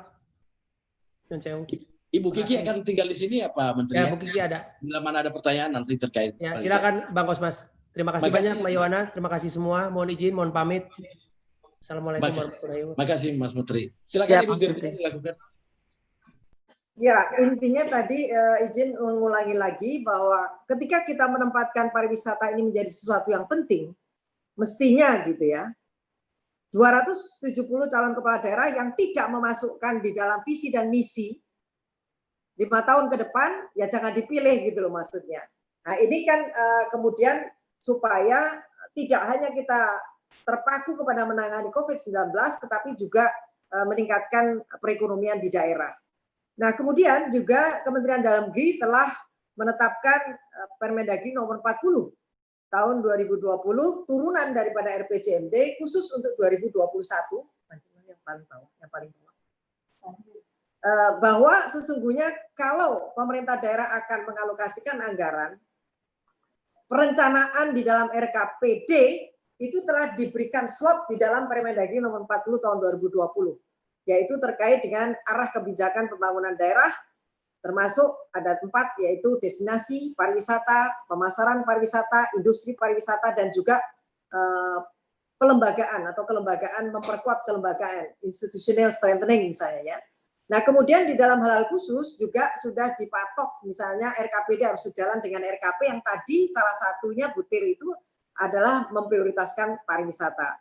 Kemudian yang kedua, adanya koordinasi dan sinergi lintas sektor dalam membangun pariwisata daerah serta deregulasi. Tadi Pak Wisnu Tama, Pak Menteri Pariwisata juga menyampaikan di daerah sudah ada kebijakan tentang katakanlah misalnya pemotongan pajak-pajak yang terkait dengan pariwisata ini. Saya kira itu menarik ya. Nah kemudian Bapak Ibu ke depan. Ini kebijakan kita untuk pemulihan sektor pariwisata. Saya kira tidak hanya itu karena ada Pak Bupati Banyuwangi juga. Kalau Bali ini sudah nggak ada lawan begitu ya saya kira. Nah teman-teman yang lain ini mungkin baru mau bangkit gitu. Lanjutnya deh. Inovasi daerah dalam mendorong pariwisata, barangkali kami hanya ingin mengingatkan saja bahwa perlu kolaborasi, kreativitas, sinergi, dan inovasi untuk pariwisata ini secara terpadu. Karena tidak hanya tadi menarik ya yang disampaikan oleh Pak Bupati Banyuwangi sebetulnya, kemudian mendinas pariwisatakan semua, OPD misalnya gitu. Nah ini menjadi menarik menurut saya, tetapi barangkali karena kita juga masih harus mengikuti irama birokrasi, saya kira memang agak sulit sekali untuk daerah-daerah lain. Kalau Banyuwangi mungkin sudah tersistem seperti oleh Pak Bupati sehingga semua konsentrasi di sana. Nah, usulan program yang kami catat ada sebanyak 23 daerah yang telah menyampaikan usulan program dan kegiatan reaktivasi wisata domestik pasca COVID-19 kepada Kemenko Maritim dan juga Kemenko Parikraf gitu. Wilayah Sumatera 6 provinsi, wilayah Jawa 6, kemudian Kalimantan 3 provinsi, Maluku kemudian 1 itu terdiri dari beberapa kabupaten. Lanjut ya. Kemudian untuk pembinaan dan pengawasan, bagaimana Bapak Ibu juga pahami di dalam Undang-Undang 23, saya kira kami hanya tugasnya mengawasi teman-teman daerah yang sudah ada arahan RKP-nya, ada dalam EKPD-nya, kalau meleset ya diluruskan lagi dan seterusnya lah, kira-kira begitu. Lanjutnya. Apa yang dilakukan oleh Kemendagri itu telah mengeluarkan beberapa peraturan perundang-undangan seperti Instruksi Menteri Dalam Negeri.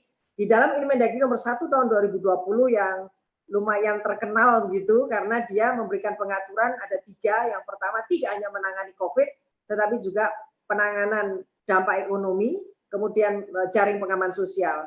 Sekaligus Kemendagri juga memastikan dan mengawasi antara lain aktivitas industri dan dunia usaha termasuk pariwisata untuk tetap bergerak dan maju untuk mengisi pundi-pundi di dalam pendapatan asli daerah. Selain itu juga surat-surat edaran banyak sekali yang dikeluarkan tanggal 18 Februari terkait dengan dukungan komitmen pemerintah daerah terhadap pengembangan pariwisata Indonesia. Kemudian kepada kabupaten kota juga hal yang sama. Kemudian 31 Juli 2019 juga terkait dengan pengembangan destinasi pariwisata prioritas. Kemudian tanggal 14 Agustus tentang patenisasi produk unggulan dan khas daerah untuk mendukung pariwisata.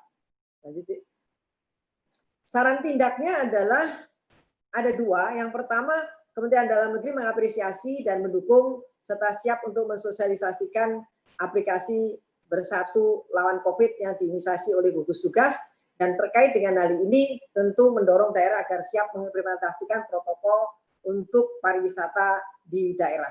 Lanjutnya. Seperti tadi kami sampaikan yang terakhir. Seperti tadi yang kami sampaikan bahwa di dalam Permendagri 40 saat ini baru masuk dari 34 provinsi, ada 31 yang belum adalah Maluku, Maluku Utara, dan Papua Barat, yang kami belum bisa melihat apakah ketiga provinsi tadi sudah memasukkan anggaran atau merencanakan anggaran untuk urusan pariwisata terkait dengan topik kita pada sore hari ini. Untuk daerah kabupaten kota mungkin 1 minggu setelah peraturan kepala daerah tentang RKPD ditetapkan. Saya kira itu Bapak Ibu yang bisa kami sampaikan. Mohon maaf, terima kasih. Assalamualaikum warahmatullahi wabarakatuh. Yo, terima kasih Ibu Dirjen yang telah menyampaikan paparan kepada kita sebagai bagian dari komitmen Kementerian Dalam Negeri dalam mengawal pemerintah daerah untuk merealisasikan arahan-arahan dari pusat terkait dengan pengembangan sektor pariwisata dan ekonomi kreatif, khususnya dalam menyikapi dan memasuki adaptasi kebiasaan baru ke depan. Begitu Mbak Iwana. Ini kelihatannya banyak pertanyaan nih Mbak Iwana. Gimana? Iya, Ini Bang Kosmas, saya sedang membuka kolom Q&A-nya. Ternyata wow, luar biasa antusiasme dari para peserta pada siang hari ini. Sungguh luar biasa, karena memang tidak dipungkiri ini menjadi salah satu topik yang seksi untuk kita bicarakan bersama. Dan tadi sudah disampaikan pendapat dari Kemendagri, khususnya dari Ibu Nur Cahya Murni, terkait dengan bagaimana langkah-langkah yang memang yuk kita sama-sama bangun bersama. Nah, saatnya mungkin kita harus memberikan kesempatan juga, Bang Kosmas, untuk peserta yang ada di sini, kita pilih nanti siapa yang benar-benar akan kita ulas pertanyaan-pertanyaannya dan kita diskusikan bersama. Demikian ya Bang Kosmas. Benar. Saya nggak tahu, mudah-mudahan Bu Kiki ada di sini kan, karena kameranya tidak hidup ini, jadi kita nggak bisa monitor. Oh, ada Bu Kiki ternyata. Nah, karena banyak segudang pertanyaan ini untuk Pak Menparekraf ini Bu Kiki. Jadi gimana? Mudah-mudahan saya bisa jawab ya. Pertanyaan-pertanyaan Pak Menparekraf. Yang pertanyaan untuk Pak Menko, mohon maaf Pak Menko Marves, memang tadi agendanya sangat padat sekali sehingga tadi lebih awal bergabung dengan memimpin rapat yang lain. Jadi kita sampaikan mohon maaf dari Pak Menko kepada kita semua. Tapi akan kami coba nanti bantu untuk karena kebetulan ini kami rangkap ini. Jadi tugas moderator pada saat ini bersama Mbak Yohana, tapi rangkap juga sebagai asisten deputi pengembangan pariwisata di Kemenko Marves. Entah yang mana yang definitifnya di sini, moderator atau asdepnya. Oke, tapi Mbak Yohana, mungkin ini pertanyaan yang untuk Pak Menparekraf dulu kita mulai barangkali. Ya, baik. Ini dari Pak, ini ada, coba di Mbak Yohana yang baca kali ya. Ini yang dari, silakan. Kalau saya urutkan ini dari kolom Q&A dari awal, dari yang pertama, ini kepada Pak Menko, ini apakah mungkin akan kita ini? Nah, nanti kita jawab belakang untuk Pak Menpar dulu. Nanti kita tampung. Pertanyaan lain kita tampung dulu. Ya. Nah, kita bacakan dari Hairani Dahlan. Agar segera ada arahan dalam bentuk surat edaran atau sejenisnya terkait pembukaan objek wisata yang berisiko rendah atau wisata alam dengan prasyarat penerapan protokol kesehatan agar Pemdanya punya dasar untuk membuat kebijakan turunannya. Ini bukan pertanyaan tapi juga ini bagian dari permintaan dan tentu saja ini pasti akan dilakukan ya, Bang Kosmas. Ini saran. Nanti mungkin bisa dijawab Bu Kiki nanti, Mbak Yohana. Kemudian dari Made Prasta. Selamat siang, saya mau bertanya tentang pariwisata pada Pak Wisnutama. Tadi mengatakan tentang pariwisata alam akan tetapi juga memiliki amenities berupa homestay yang mau ditanyakan adalah bagaimana kebijakan pemerintah tentang homestay terutama di era pandemi ini. Apakah masih ditutup ataupun kalau dibuka bagaimana prosedur pengamanannya? Seperti itu.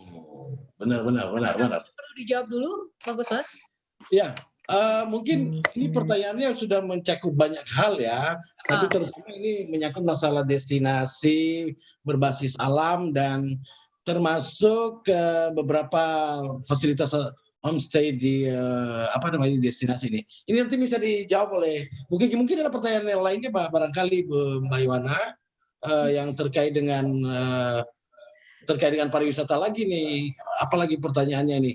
Kebijakan ini sudah ditanya nih, kebijakan yang telah atau akan diambil untuk bangkitnya sektor pariwisata yang terdampak, khususnya di daerah-daerah. Kami mengawati bahwa sektor pariwisata, objek wisata, hotel, restoran, dan juga souvenir serta hal terkait lainnya sangat terpukul dengan pandemi. Ini kembali meminta arahan lagi nih terkait dengan kebijakan-kebijakan yang diambil.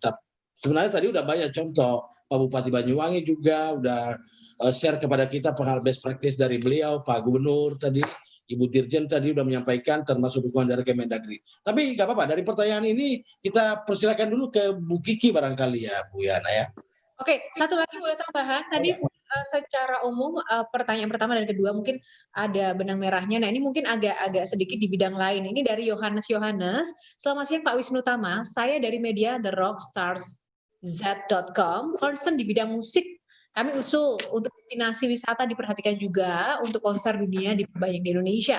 Saya lihat Singapura destinasi wisata berbasis konser artis dunia mendatangkan devisa yang tidak main-main. Banyak warga Indonesia yang hanya untuk nonton konser ke Singapura. Saya lihat Kemenkraf juga telah mendukung Prambanan Jazz 2020. Nah, sebagaimana diketahui kemarin juga untuk Prambanan Jazz sudah dibuka untuk konser online melalui promotor lokal. Nah, ini karena konser ini bagian dari apa ya namanya daya tarik juga. Seperti apa sih mungkin ya kesimpulan dari pertanyaan ini ke depannya agar juga tidak terlalu berlarut-larut, ini bisa menjadi membangkitkan lagi gairah dari para pekerja seni dan juga untuk memulai lagi gaya baru nonton musik dan juga kesenian di era pandemi ini. Gitu aja. Panjang juga pertanyaannya. Ya kan mungkin. Oke, silakan Bu Kiki. Baik, terima kasih Mas Kosmas sama Mbak Yohana ya di sini ya. Selamat siang teman-teman semua dari seluruh Indonesia. Terus terang saya senang sekali bisa hadir di sini. Mendengarkan tadi mulai dari Pak Koster, kemudian Pak Gubernur Bali, kemudian Pak Bupati, dan tentunya sebenarnya banyak sekali pemerintah daerah lainnya juga yang sudah mempunyai beberapa aturan-aturan atau SOP terkait dengan pembukaan destinasi pariwisata, karena saya sangat menghargai hal tersebut. Dan terkait dengan bagaimana sih peran pemerintah pusat dalam ini Kemenparekraf, mungkin tadi juga sudah disampaikan oleh Pak Menteri Pariwisata dan Ekonomi Kreatif. Saya coba menekankan saja bahwa pada dasarnya Kemenparekraf akan mendukung atau mengencourage orang untuk melakukan perjalanan dalam negeri, di mana tergantung kesiapan destinasi. Jadi apa hal-hal yang sudah disiapkan oleh destinasi pariwisata bisa dikomunikasikan kepada kami untuk kami segera mempromosikan, karena salah satu tugas Kemenparekraf ini adalah mensosialisasikan dan mempromosikan destinasi-destinasi yang sudah siap. Saat ini memang kami semua di pemerintahan ya Pak Kosmasnya, kita sedang didorong untuk melakukan perjalanan ke daerah-daerah, tapi juga dengan tetap memperhatikan kehati-hatian dan tetap patuh pada protokol kesehatan yang ada. Jadi, nah terkait tadi bagaimana terhadap homestay, tentunya hal-hal yang berkaitan dengan pengembangan pariwisata yang berbasis kemasyarakatan tentunya tetap akan kita dukung, tapi tentunya harus bertahap teman-teman. Jadi apakah daerahnya sudah hijau? Apakah memang sudah ada rekomendasi dari gugus tugas? Ini yang perlu kita lakukan. Apa yang akan dilakukan pemerintah daerah? Karena tentunya buka atau tidaknya kegiatan pariwisata sangat tergantung oleh keputusan dari pimpinan di daerah. Itu kaitannya dengan bagaimana Kemenparekraf kaitannya dengan pembukaan tadi ya, apakah homestay, apakah destinasi pariwisata. Nah terkait dengan konser tadi, memang itulah kenapa kemarin kami mendukung apa yang dilakukan oleh salah satu promotor lokal untuk membuat sebenarnya hybrid ya, tapi belum sepenuhnya hybrid event ya, itu masih. Jadi saya hadir khususnya kemarin di Prambanan untuk melihat bagaimana pihak event organizer itu melakukan proses SOP, melaksanakan SOP ke kesehatan. Jadi kami lihat bagaimana orang yang masuk nanti ya, karena ini sebagai bahan, sebagai pembelajaran nanti ketika memang konsernya akan dilaksanakan di bulan Oktober atau November. Jadi yang ini yang didokumentasikan nanti akan kemudian kita informasikan lagi.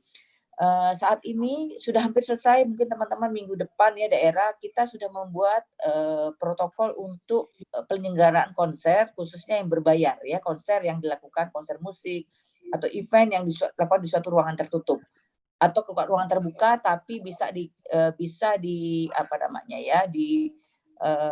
dipantau areanya. Jadi begitu. Jadi sedang kami buat dan mudah-mudahan minggu depan kalau Mas Menteri sudah tanda tangan bisa kami komunikasikan semua, dan ini sudah kami konsultasikan bersama-sama dengan Kementerian Kesehatan. Jadi timnya ada Kementerian Kesehatan dan ada unsur-unsur dari promotor dan juga dari kepolisian. Jadi nanti bagaimana sebenarnya kita bisa membuat satu event yang tetap jalan tapi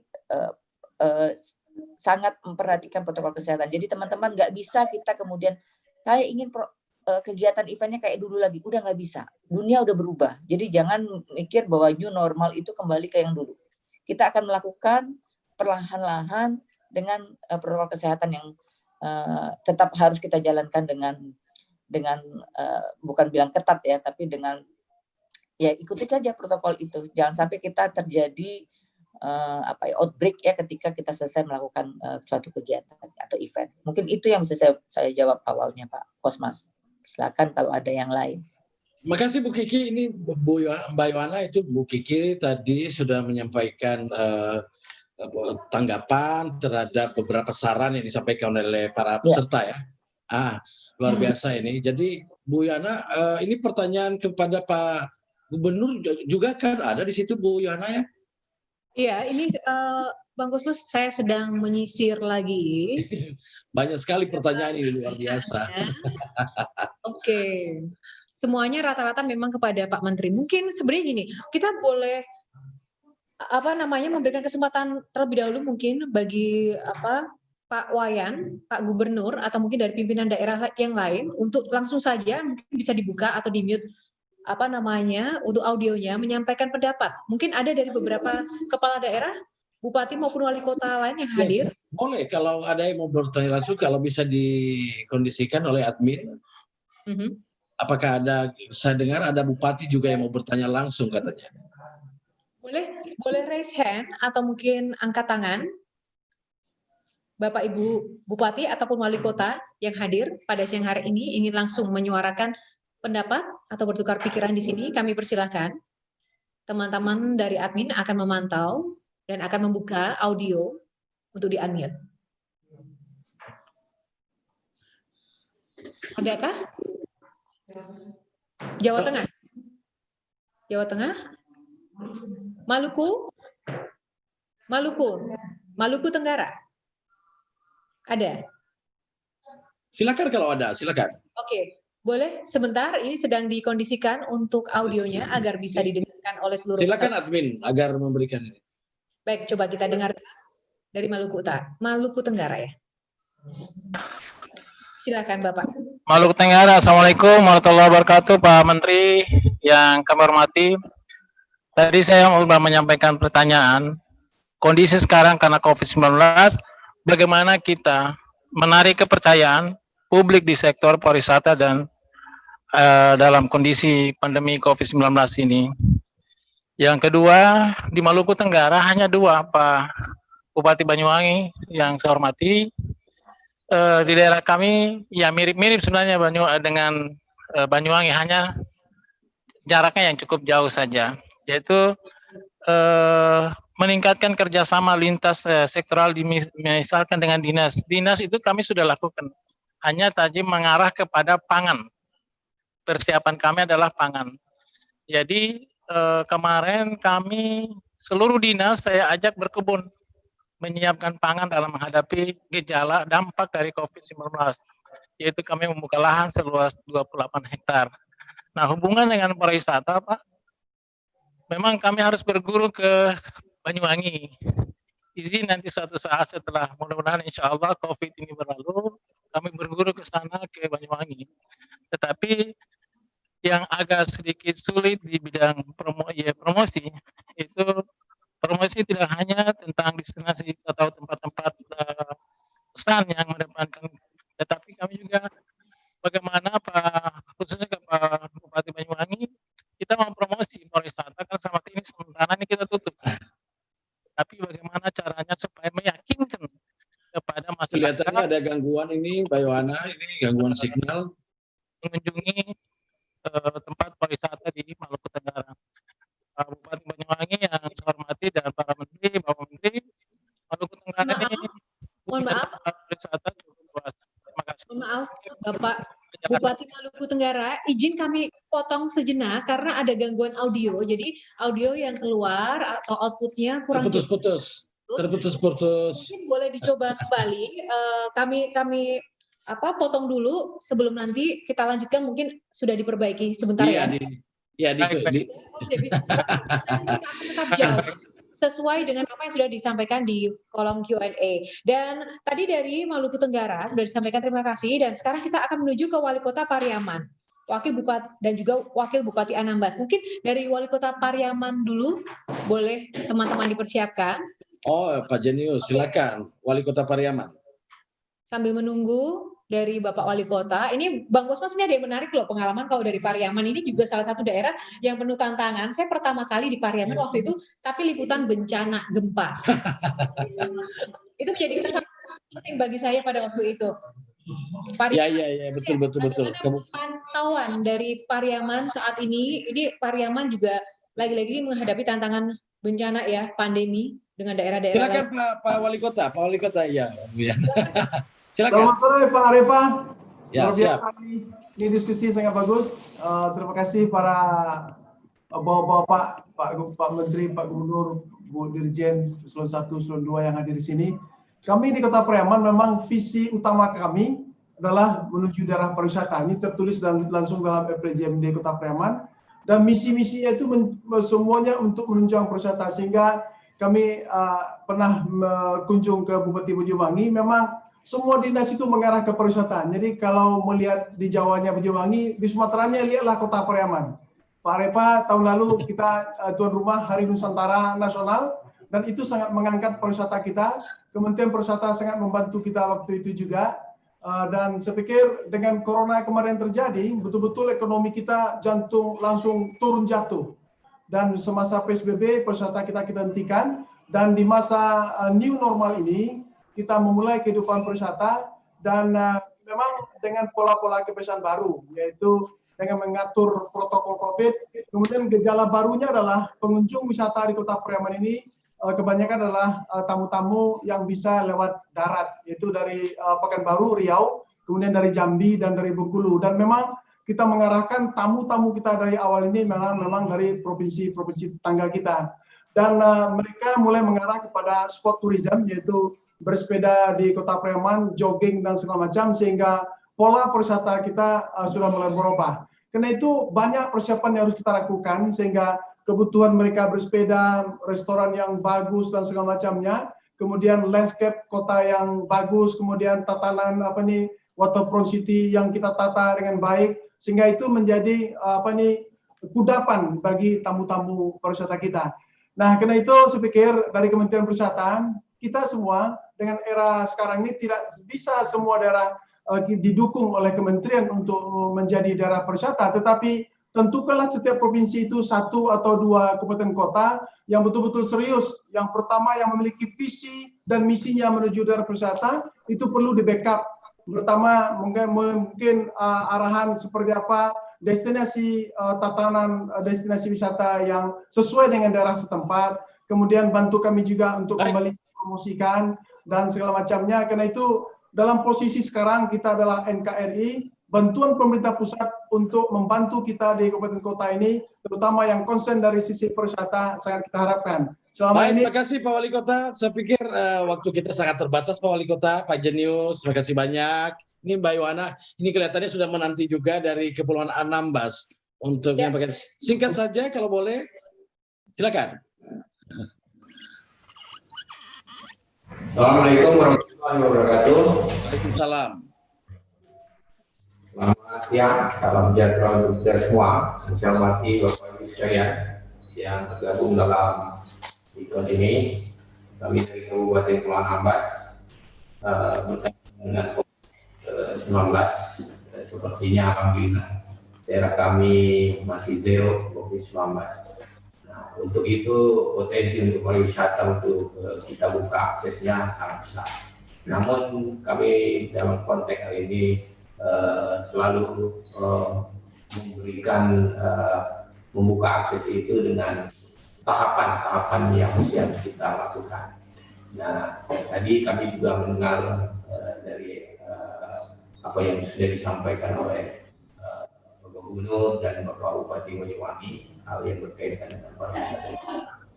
Hal-hal yang mungkin pariwisata yang ada di Kabupaten Kepulauan Anambas adalah potensi kelautan.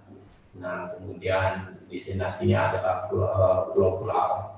Nah, tentu penduduk daya dukungnya perlu membuka akses yang dilakukan bertahap.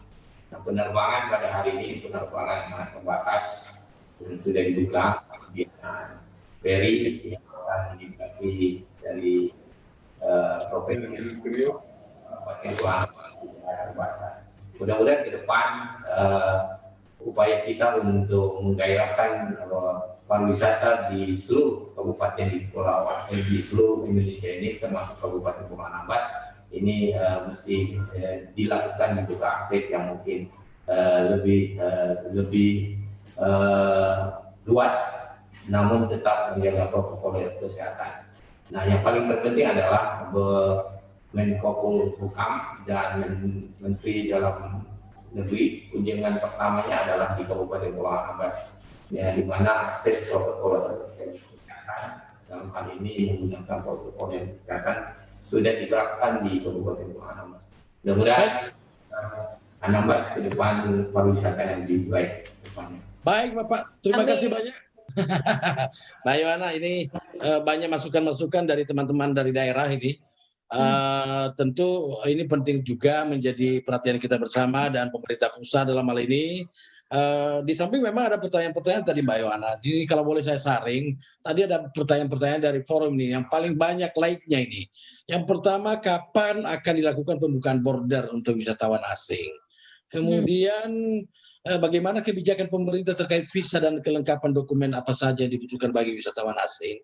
Kemudian apa saja yang dilakukan pemerintah untuk memastikan destinasi wisata menerapkan protokol kesehatan CSE di lingkungan destinasi? Kemudian nomor 4-nya program dan kebijakan apa saja yang dilakukan pemerintah untuk membangkitkan dunia usaha bidang kepariwisataan. Saya pikir ini sebenarnya boleh dijawab oleh Bu Kiki dan nanti boleh juga ditanggapi oleh Pak Gubernur, Pak Bupati dalam hal implementasinya, seperti apa kebijakan-kebijakan pemerintah ini. Mungkin pertama kita mulai dari Pak Bupati dulu untuk pengalamannya Pak Bupati. Begitu ya Bu Yohana ya, kita Pak Bupati dulu ya, menanggapi dulu ya. Oke, sambil Bu Kiki juga nanti mempersiapkan tadi karena banyak sekali. Iya. Dan kita kasih kesempatan Ibu Kiki untuk kemudian merangkum jawaban dan kita ke Pak Bupati dulu. Pak Bupati dulu, setelah itu Pak Gubernur, baru Pak Bu Kiki nanti. Oke, dan Ibu Dirjen. Silakan. Baik, terima kasih. Izin Bu Kiki, izin Pak Gubernur Bali. Saya lihat Pak Gubernur Bali ada di sini. Jadi tentu setiap daerah punya pengalaman berbeda.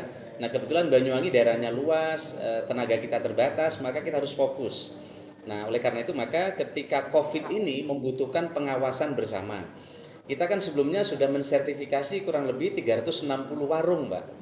Sudah kita sertifikasi dengan kriteria tertentu. Ini kalau tidak kita awasi, sertifikasi nanti ini hanya sertifikasi saja, stiker saja, tapi ketaatannya akan kurang. Oleh karena itu maka kita libatkan semua camat, semua perangkat untuk melakukan pengawasan di lapangan. Itulah setelah kami tetapkan bahwa semua dinas adalah dinas Satpol PP. Itu langsung perintah dari kami. Sehingga kalau nanti ini semua menunggu Satpol PP, waktunya tidak cukup. Sementara orang keburu datang ke Banyuwangi, katanya Banyuwangi sudah ada protokol COVID, ternyata restorannya tidak menggunakan masker yang datang, tidak tertib, tentu ini akan membawa image yang buruk bagi kami. Oleh karena itu maka sekarang semua jalan. Sehingga dengan demikian target kami ini bisa segera terukur, Pak. Nah, begitu juga puskesmas kami kan terbatas, Pak. Nah, oleh karena itu maka semua dinas khusus COVID ini kita sebut dinas kesehatan. Supaya dengan kolaborasi dengan puskesmas, pustu, dan juga dinas kesehatan, kita semua bisa cross check SOP protokol kesehatan yang ada di destinasi, mau restoran maupun hotel. Kira-kira. Oke. Makasih Pak Bupati. Mbak Yohana, ini luar biasa ini. Kiat-kiat dari Pak Bupati Banyuwangi ini bisa dicontek oleh teman-teman dari daerah lain ini. Jadi sekaligus tadi ada pertanyaan-pertanyaan terjawab sendiri oleh beberapa ilustrasi dan apa yang sudah dipraktekkan oleh Pak Bupati di Banyuwangi. Mbak Yohana, barangkali mungkin kita juga ingin tahu bagaimana kiat-kiat yang dilakukan oleh Pak Gubernur ini dalam rangka menyikapi situasi ini, Bu Yana ya. Baik, silakan Pak Wayan Koster untuk memberikan tanggapan atau mungkin gambaran secara umum lagi kalau tadi kita melihat dari beberapa poin-poin penting yang disampaikan oleh audiens. Adakah mungkin Bapak ingin memberikan suatu pengalaman dan tips-tips bagi rekan-rekan di daerah lain, Pak? Silakan, Pak. Terima kasih, Mbak. Jadi begini, wisatawan itu ada dua. Ada Nusantara, ada mancanegara.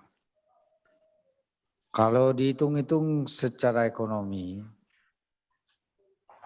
mereka itu dari apa yang dia belanjakan ketika berwisata, antara wisatawan mancanegara dengan wisatawan Nusantara itu sama saja.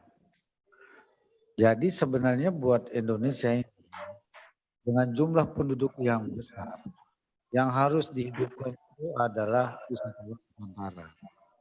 Jadi dengan jumlah penduduk 260 juta dan tingkat sejahteraannya terus meningkat, sebenarnya ini adalah potensi yang besar untuk dijadikan sebagai wisatawan Nusantara untuk berkunjung ke satu daerah dari daerah yang lainnya. Orang Sumatera berkunjung ke Bali, orang Bali berkunjung ke Sulawesi dan sebagainya. Saya kira itu akan jauh lebih dinamis dan lebih memperkuat perekonomian nasional kita. Saya menguji di Bali ini wisatawan mancanegara itu 6,3 juta yang datang ke Bali 2019 dan meningkat besar dibandingkan tahun sebelumnya karena saya menerapkan beberapa kebijakan yang berpihak kepada lingkungan alam. Kemudian wisatawan Nusantaranya 9,8 juta. Kalau dihitung ini belanja yang dilakukan itu sebenarnya itu jauh lebih potensial wisatawan Nusantara dibandingkan dengan wisatawan mancanegara. Dan pengelolaannya juga lebih mudah.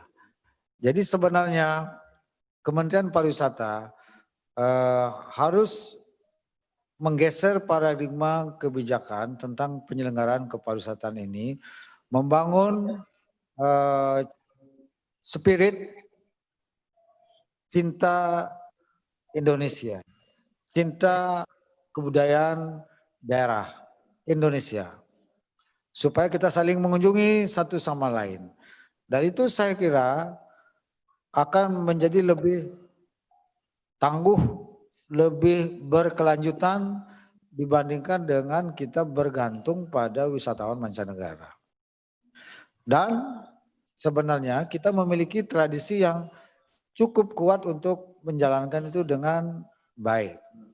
Oleh karena itu saya terus terang di Provinsi Bali dengan pengalaman yang ada ini, bertahun-tahun kita mengalami peristiwa seperti dengan berbagai jenis variasinya, itu kita sudah saatnya harus lebih menggalakkan wisatawan Nusantara di Indonesia ini yang cukup besar, yang menurut saya kalau dibandingkan dengan objek wisata di luar negeri, kekayaan alam, keindahan alam, keunikan budaya di masing-masing daerah di Indonesia ini itu jauh lebih baik, lebih unggul dibandingkan dengan di negara-negara lain.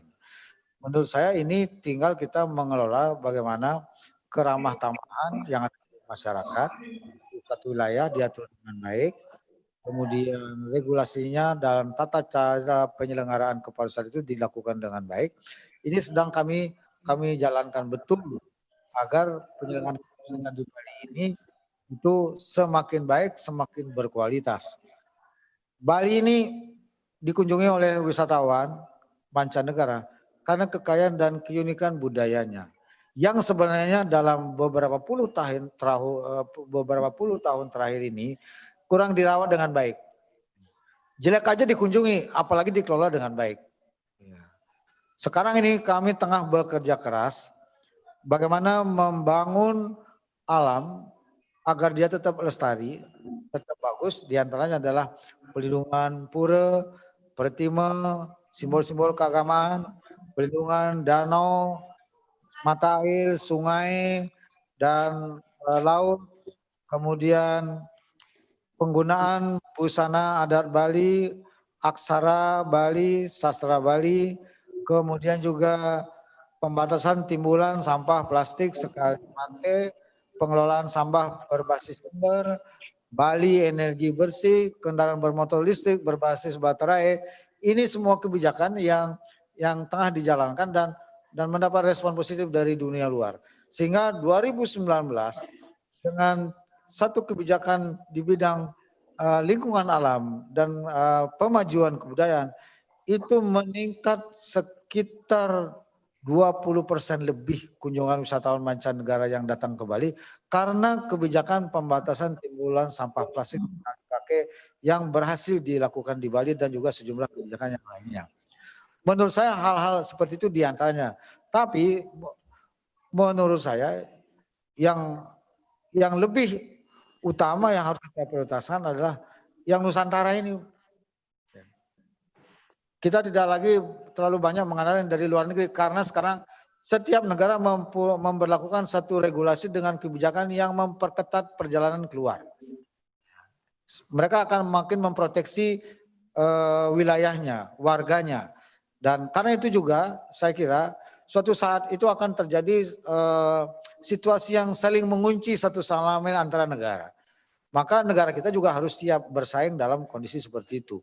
Oleh karena itu potensi lokal Indonesia ini yang harus dihidupkan dengan satu kebijakan baru oleh pemerintah pusat sehingga dengan demikian kita akan makin lebih dinamis dan lebih permanen berkelanjutan di dalam dunia kepariwisataan ini dan ini akan menjadi bagian daripada penopang perekonomian ekonomi nasional kita. Saya kira itu yang terima kasih.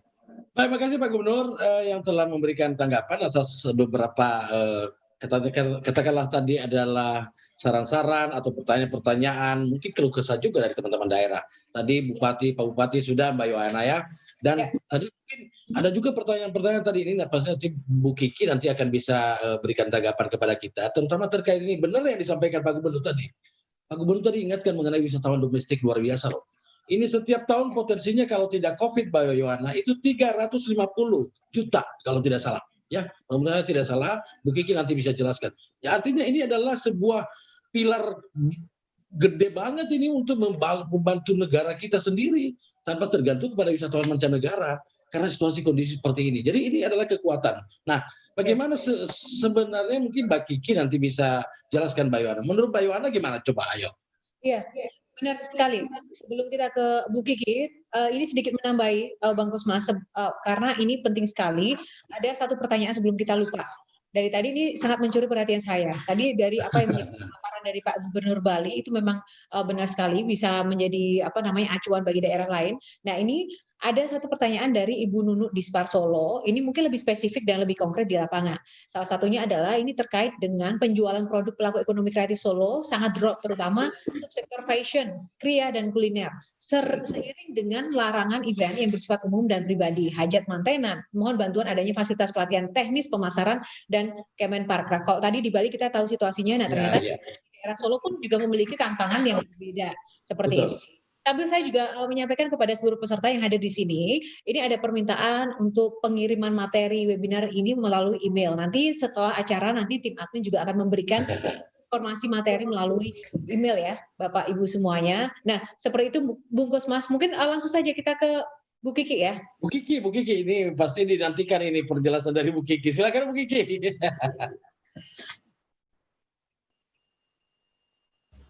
Suaranya Bu masih di mute suaranya Bu. Ya. Oke, ini sudah ya? Ya, sudah. Oke. Baik, ini pertanyaan-pertanyaannya yang challenging buat sebenarnya challenging bukan buat saya, challenging buat kita semua sebenarnya. Dan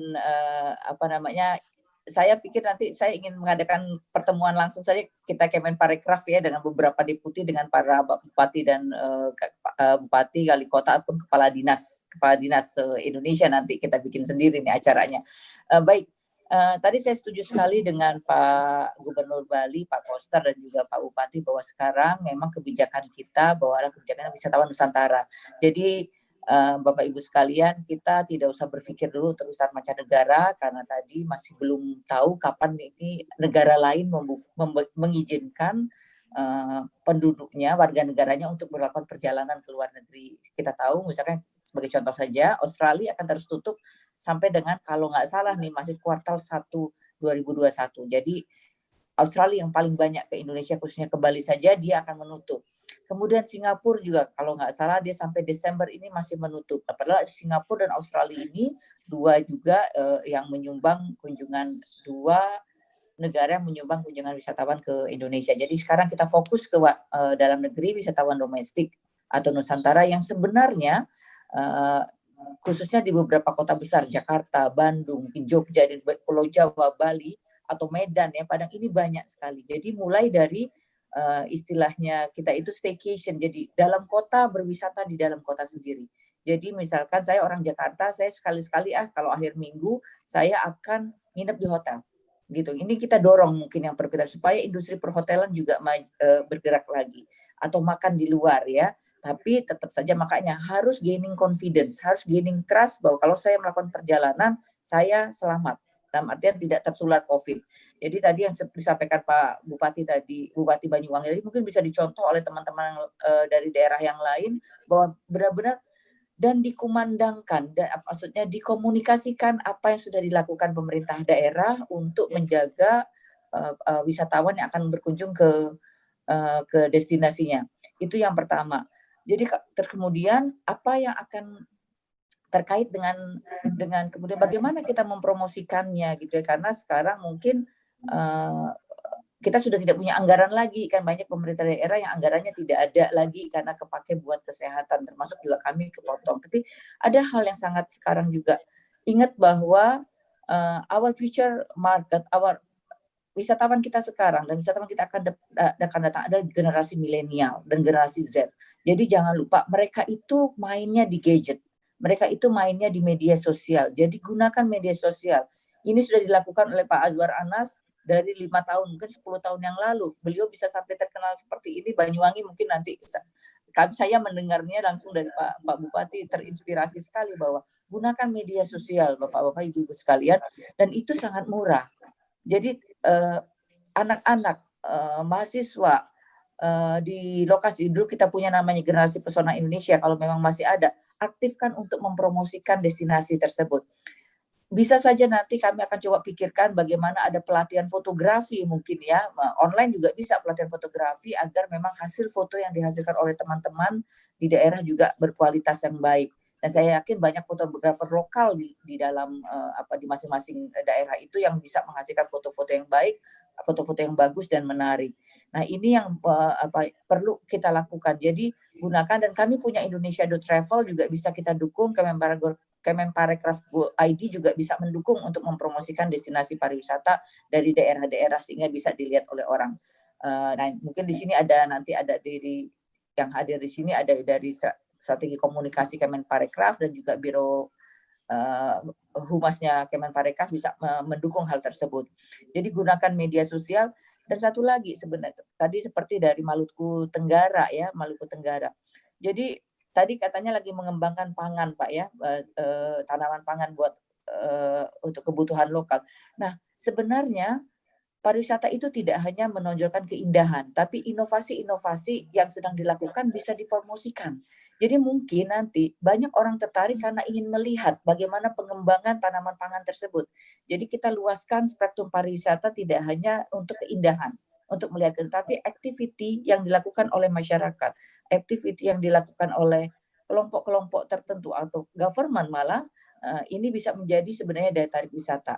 Jadi kalau itu jadi tidak menggantikan, tidak semua dijadikan pariwisata, tapi semua bisa jadi pariwisata. Itu jadi ya istilahnya bisa begitu. Dan tadi juga misalkan gini, Maluku Anambas, kemudian Maluku Tenggara, kemudian mungkin nanti daerah Maluku Utara, itu kan pulau-pulau. Itu sebenarnya destinasi buat diving, snorkeling. Nah, kita harus komunikasikan nanti, kita bantu komunikasikan dengan komunitas-komunitas diving Bapak Ibu sekalian, karena sebenarnya orang diving, orang cycling kalau saya bicara begini, adalah orang-orang yang teman-teman komunitas yang loyalis. Kalau orang-orang hobi biasanya mereka akan pergi. Kalau sudah mereka didorong untuk pergi, mereka akan pergi karena orang diving ini sebenarnya sudah pengen sekali pergi ke tempat-tempat diving. Nah, ini yang mereka tunggu memang SOP protokol kami akan keluarkan juga sebentar lagi. Jadi Bapak-bapak, Ibu-ibu di daerah, tonjolkan mana yang akan menjadi kekuatan pariwisatanya dan hubungi komunitas-komunitas. Jadi tadi Pak dari Pariaman, sepeda ya Pak ya. Komunitas sepeda pasti akan mau. Karena sekarang orang-orang itu, jadi tadi kalau kita bicara wisata Nusantara, kita bicaranya ada yang family, tapi ada juga yang komunitas. Nah, komunitas-komunitas ini kita sasar, Pak. Kami juga sedang menginventarisasi sebenarnya tadi komunitas sepeda, komunitas lari, komunitas diving, semua komunitas ini untuk kemudian kita tanya mereka sebenarnya mau kemana. Nanti coba kita masing-masing teman-teman dari bapak-bapak, ibu-ibu sekalian dari daerah bisa menginformasikan kepada kami Jadi kalau jangan banyak Pak, jadi satu mana yang paling kuat kita tonjolkan. Dan mudah-mudahan di akhir-akhir kuartal keempat event sudah bisa mulai jalan, mudah-mudahan kondisi membaik, kita semua berdoa. Juga event-event mungkin sudah mulai kita lakukan, tapi dengan melihat protokol tertentu. Jadi mungkin itu yang dari saya Pak Kosmas, Mbak Yohana. Jadi ini kita akan dukung mempromosikan atau bisa istilahnya mengkomunikasikan juga apa yang sedang dilakukan oleh bapak-bapak dan ibu-ibu di daerah. Ini yang harus selalu komunikasikan. Kenapa Banyuwangi selalu mendapat perhatian? Karena beliau, Pak Azwar Anas, ini selalu mengkomunikasikan apa yang dilakukan di daerah. Melalui media sosial, media cetak, beliau selalu ngomong di mana-mana, akhirnya orang kenal. Jadi mungkin ini satu hal yang patut dicontoh bagi kita semua, bagaimana kita mempromosikan destinasi pariwisata. Itu mungkin dari kami. Terima kasih, Pak. Terima kasih Bu Kiki. Yang Mbak Yohana, gimana Mbak Yohana? Ini luar biasa ini hari ini. Yang pasti Bu Kosmas, sebenarnya pada masa pandemi ataupun tidak pandemi, ada salah satu PR besar yang memang dihadapi oleh sektor pariwisata kita, yaitu apa? Strategi promosi dan juga komunikasi yang dimana sekarang sudah serba era digital. Kalau dulu, kalau saya amati, saya sebagai insan media mengamati bahwa mungkin promosi dan juga marketing wisata kita semakin meningkat, tapi masih belum maksimal. Nah sekarang di era pandemi justru menurut saya ada peluang yang besar sekali Bang Rusmas. Karena apa? Segala sesuatunya itu mau nggak mau kita nggak punya pilihan, harus serba digital. Sehingga benar. antara secara fisik ini memudahkan kita untuk dapat menyebarkan influence konten-konten tanpa kita harus secara fisik untuk bersusah payah. Nah ini tergantung nih, daerahnya harus benar-benar diberikan pelatihan secara teknis yang mumpuni untuk benar-benar mendorong mereka bisa piawai dan tidak gaptek lagi. Kita harus pahami bahwa memang banyak daerah atau mungkin para pelaku, kepala daerah dan staf-stafnya belum cukup piawai. Mungkin ini bisa menjadi kendala, sehingga ini bisa menjadi salah satu fokus untuk memaksimalkan program yang memang sudah ditetapkan oleh pemerintah pusat maupun daerah untuk memaksimalkan promosi dan komunikasi pariwisata, khususnya media relation. Mungkin nanti bisa sering-sering dengan Metro TV untuk kita bisa saling platform lain, gitu Bung Kosmas. Oke, terima kasih Mbak Yohana. Saya pikir benar sekali, ini sangat produktif sekali ini pertemuan ini. Tapi persoalannya ini sekarang masalah waktu ya, sangat terbatas kita ya. Sebenarnya kita ingin berdiskusi terus sharing lama-lama ini, karena apalagi kita dapat pengalaman-pengalaman best practice-nya dari Pak Gubernur, Pak Bupati, dan teman-teman para kepala daerah yang lain juga. Kita sangat menghargai ini semua pemikiran-pemikiran dan pendapat dan paparan, tanggapan, ini luar biasa. Karena ini adalah contoh bagi teman-teman daerah juga dari seluruh Indonesia untuk bagaimana kita bergerak menyambut kebijakan-kebijakan yang telah dilahirkan oleh pemerintah pusat. Tapi ada kata kuncinya tadi Mbak Yohana, bahwa semuanya berpulang kepada kita semua, kepada semua elemen masyarakat. Pemerintah tidak bisa berjalan sendiri. Peran para pelaku industri, semua harus terlibat dan punya komitmen dan konsisten dalam menjalankan protokol kesehatan loh Mbak Yohana. Ini kalau kita nggak memegang teguh ini, kita nggak akan bisa berjalan. Begitu loh Mbak Yohana. Benar sekali Mas. Ini harus butuh dukungan dan komitmen. Walaupun saat ini waktunya terbatas untuk kita secara lebih lagi mendalam mengelaborasi pertemuan ini. Semoga sih nanti dari Bang Kosmas dan juga tim dan juga dari Kemenparekraf juga bisa menindaklanjuti dengan forum-forum lanjutan ya. Karena betul sekali. Saya Bang Kosmas, saya sudah memberikan signal tadi. Bang Kosmas, selaku pelaku media, saya merasa bahwa banyak sekali angle-angle yang mungkin kita bisa kembangkan untuk pertemuan-pertemuan selanjutnya dan kita gali lebih dalam. Karena banyak sekali pemerintah daerah di sini melalui forum seperti ini justru mereka memiliki kesempatan untuk dapat menyuarakan yang hal-hal yang mungkin tidak bisa tersirat atau tersurat selama ini. Gitu. Ini menarik untuk nanti semoga dikembangkan ya, Bu Kosmas ya. Betul Mbak Yohana. Mungkin kita sampai ke penghujung webinar kita pada hari ini, closing statement aja barangkali 30 detik ya, 1 menit dari masing-masing narasumber kita ya. Kita mulai dari Pak Bupati dulu barangkali ya, Mbak Yohana ya. Silakan. Ya, silakan Pak Bupati, closing statementnya Pak Bupati. Ya, izin. Not more than 1 minute Pak. Terima kasih. COVID ini menjadi momentum bagi kita semua untuk melakukan upaya-upaya percepatan dan terobosan baru. Media sosial menjadi piranti yang efektif dan juga cepat menurut saya untuk merumuskan apa yang dimiliki oleh daerah. Mudah-mudahan dengan kesabaran dan kesungguhan daerah-daerah akan segera bangkit. Terima kasih. Terima kasih Pak Bupati. Selanjutnya langsung ke Pak Gubernur ya, 1 menit. Silakan Pak Gubernur, closing statement. Terima kasih.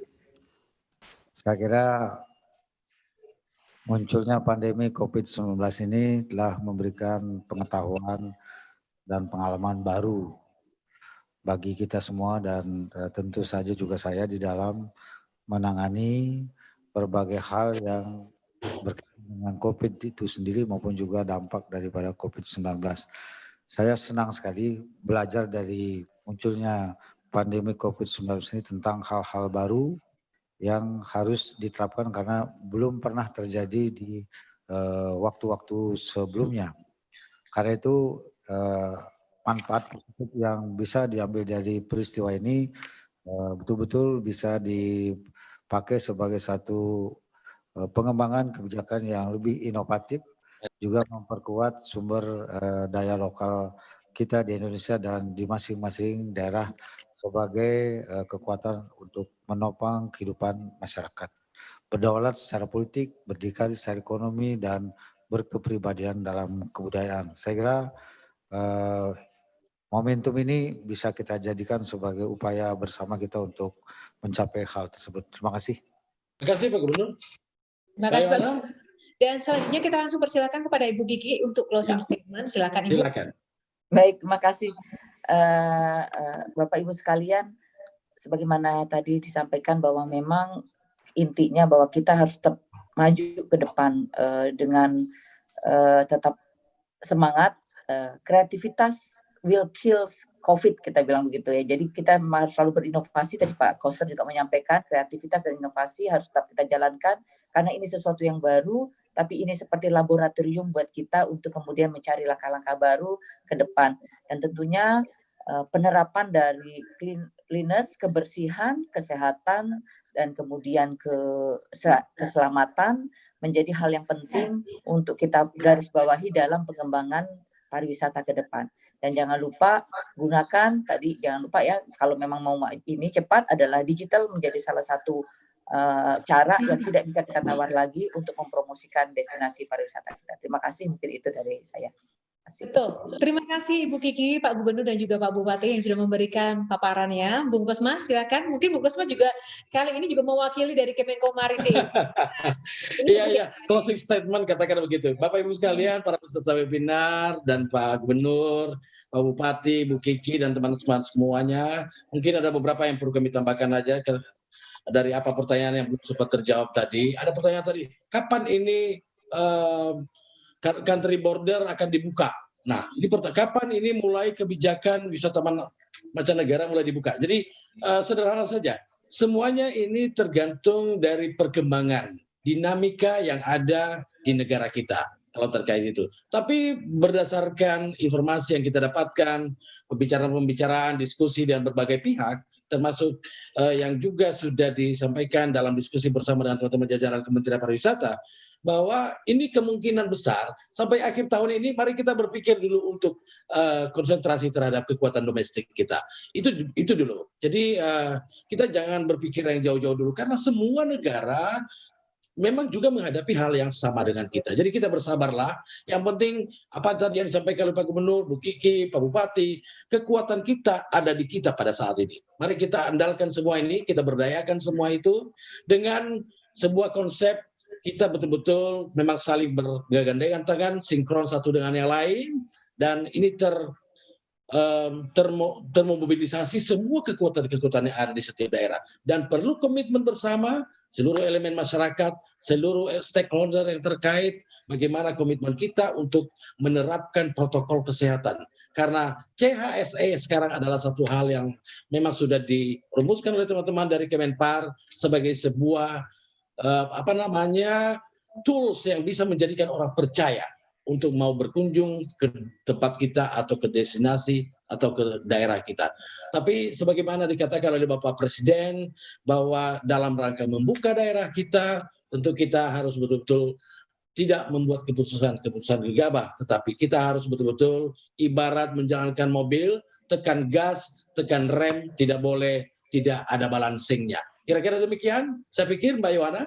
Ya, terima kasih Bu Kusmas untuk closing statement dari pihak Kemenko Maritim dan juga Investasi. Semuanya memiliki semangat yang sama, komitmen yang sama. Karena kita ingin maju bersama apapun krisis ataupun keadaan yang sedang kita hadapi di sini. Bapak Ibu semuanya, kita sudah sampai di penghujung acara webinar pada siang hari ini. Terima kasih untuk seluruh partisipasinya, dan tentu saja kalau dari saya pribadi terima kasih juga untuk kesempatannya boleh bergabung di sini. Baik saya secara pribadi maupun sebagai insan media, banyak sekali pengetahuan yang saya dapatkan, khususnya bagaimana juga mengetahui situasi terkini langsung dari daerah-daerah dan bagaimana strategi update terkini kebijakan-kebijakan yang sudah diambil oleh pemerintah daerah. Dan satu saja mungkin kalau saya boleh nitip promo, kalau misalnya Bung Kosmas, mungkin juga Bu Kiki, Pak Aswar Anas maupun juga Pak Wayan dan seluruh wali kota bupati yang mungkin juga ingin membuatkan trainer untuk nanti media atau public speaking, boleh menghubungi saya ya.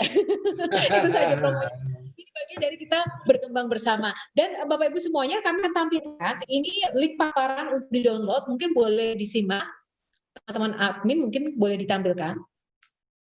Ya, ini linknya ya. Ini linknya. Nah, ini untuk download materinya. Nanti mungkin boleh di capture dan nanti bisa di-download langsung melalui link ini. Link bahan paparan semuanya ada di sini untuk Bapak Ibu semua peserta yang hadir pada siang hari ini. Oke, baik.